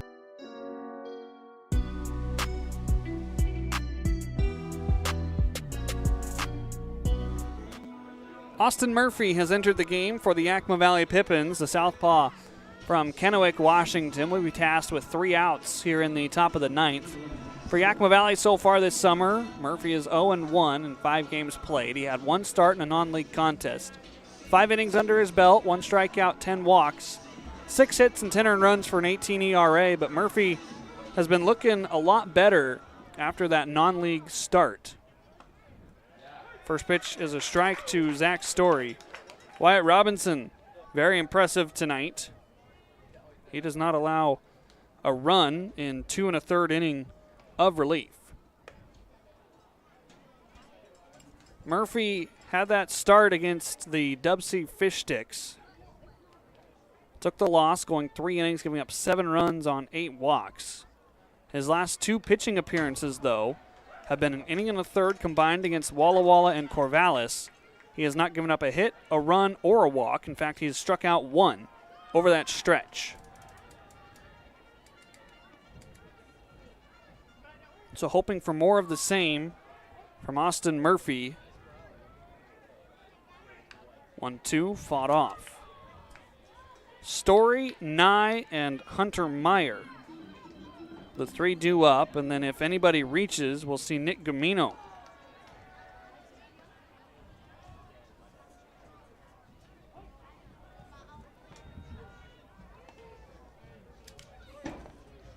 Two balls and 2 strikes. Murphy, a couple of seasons at Yakima Valley College.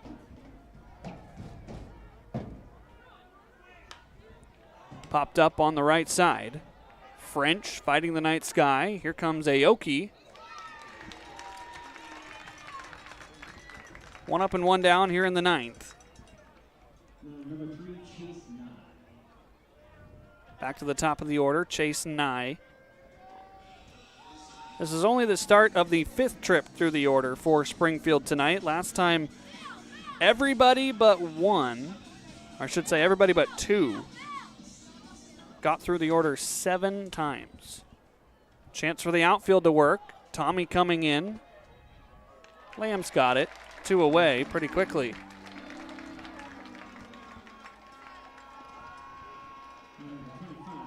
Leaves it up to Hunter Meyer to add any more insurance for the Drifters. Meyer today is 1 for 5.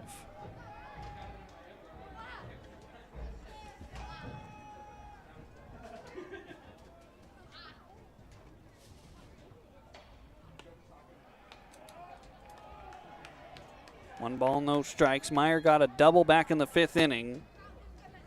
That was really when Springfield turned the tides of this game. Up to that point, it was a 2-0 ball game.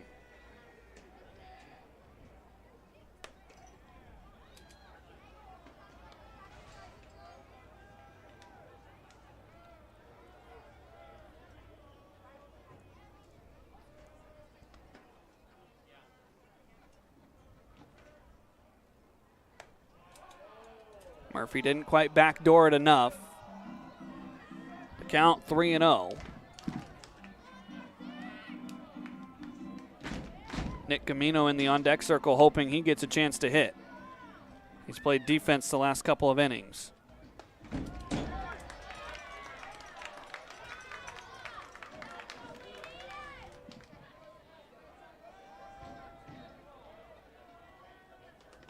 Drifters do have a right-hander up and tossing in their bullpen. Very shallow right. Workman on the run makes the catch. A 1-2-3, top of the 9th, pitched by Austin Murphy. Pippins coming up to bat for the last time when we come back. Gear up for summer like no other with Legends Cup. From the first whistle to the final goal, it's a 3-month marathon of massive payouts. Kick it with us every Thursday from June to August for a chance to win your share of $275,000. Just use your Legends Rewards card to earn entries. The stakes are high, the prizes are huge. Legends Cup, only at Legends Casino Hotel. The pitch is calling. Will you answer? A couple years ago when I was in high school, I had braces. I didn't wear my retainers or anything, so I came back and I've shown a lot more progress with this time around than last time around. They are very helpful. They show you step by step like what needs to be done so you don't waste your time on treatments. Working with Dr. Christopher, I'd say they are very, very good orthodontists, and I would love for people to come here and enjoy everybody and everybody's personality. It's been great.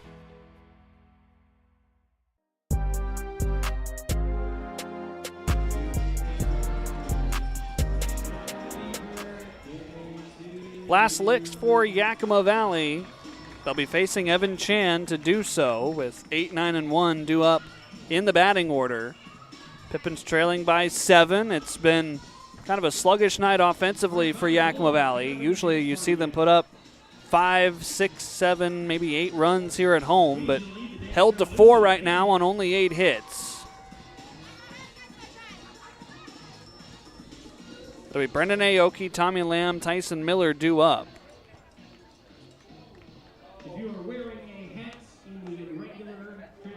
Springfield finishes their warm-up, and now we go to the bottom of the 9th. At least one thing's for certain. It's going to be a little bit earlier of a night, barring a Pippins rally, which I wouldn't be opposed to. Near impossible task to accomplish, though. You need 7 runs and 3 outs to tie. 8 runs to walk it off. First pitch ball to Brennan Aoki. Aoki 1 for 2 today. Single ground out walk. He's scored one of the Pippins' 4 runs. finds himself ahead 2-0. Pippins in danger of dropping their 4th straight game. It would match their longest losing streak of the summer.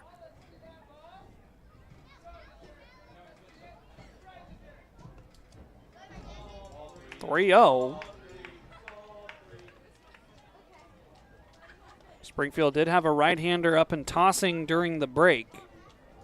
We'll see if somebody starts working behind Evan Chan here. Aoki taking all the way.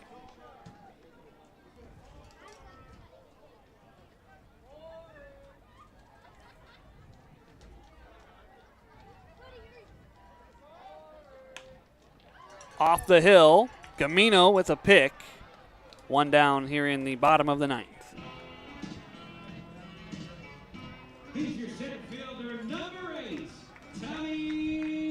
Here's Tommy Lamb. Lamb 0 for 2.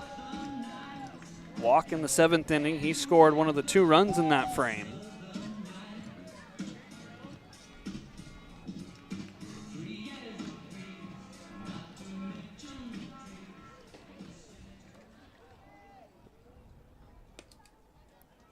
Pippins certainly have some question marks going into the final home game of 2026. And then the question is how will you fare in 6 games and 6 days on the road against 2 of the top teams in your division? Pippins begin a 3-game road trip down in Corvallis on Friday night and then immediately go to Portland on Monday.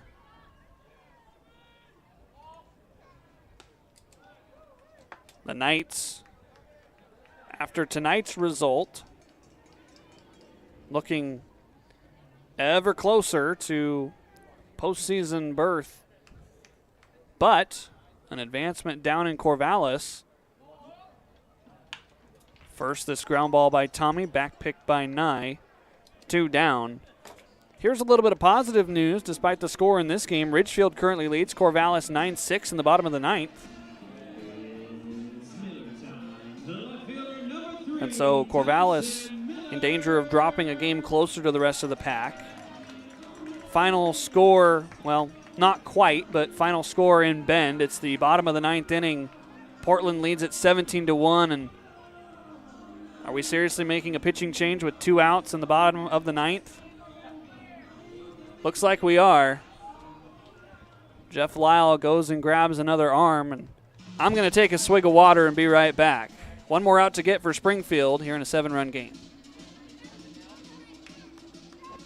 College summer ball is a blast.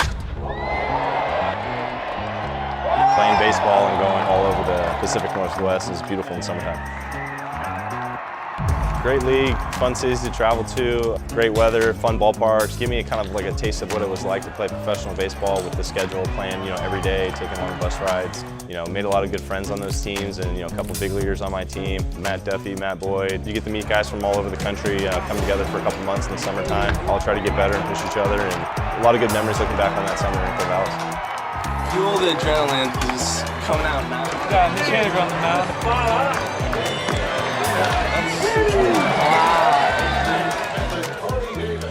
He was a key piece of our club that season, and he was one of the most talented, if not the most talented position player on the field at that time. And Mitchie, he was going through some early struggles, mostly due to the fact that his lower back was tight and sore all the time. And coming off his freshman season at Cal Poly, he was shy. Who was your first kiss?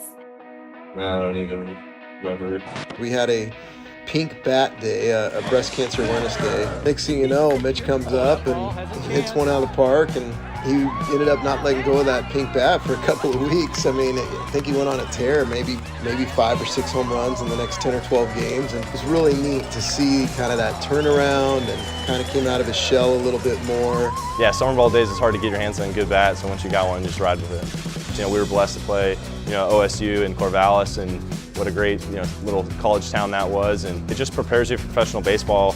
I think it was such a valuable experience for me to go through in college, and it definitely helped me in the minor leagues.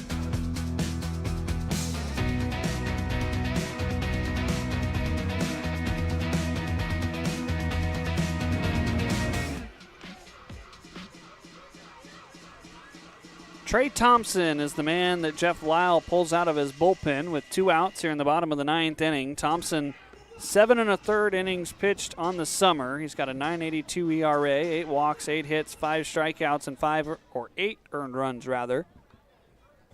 He's 1-1. He's been in line for quite a few decisions in his 6 games that he has pitched in. He faces Tyson Miller, and if you're Thompson, that's the only guy that you want to face. If you're Yakima Valley, you're hoping that this late call to the bullpen kind of hurts Springfield.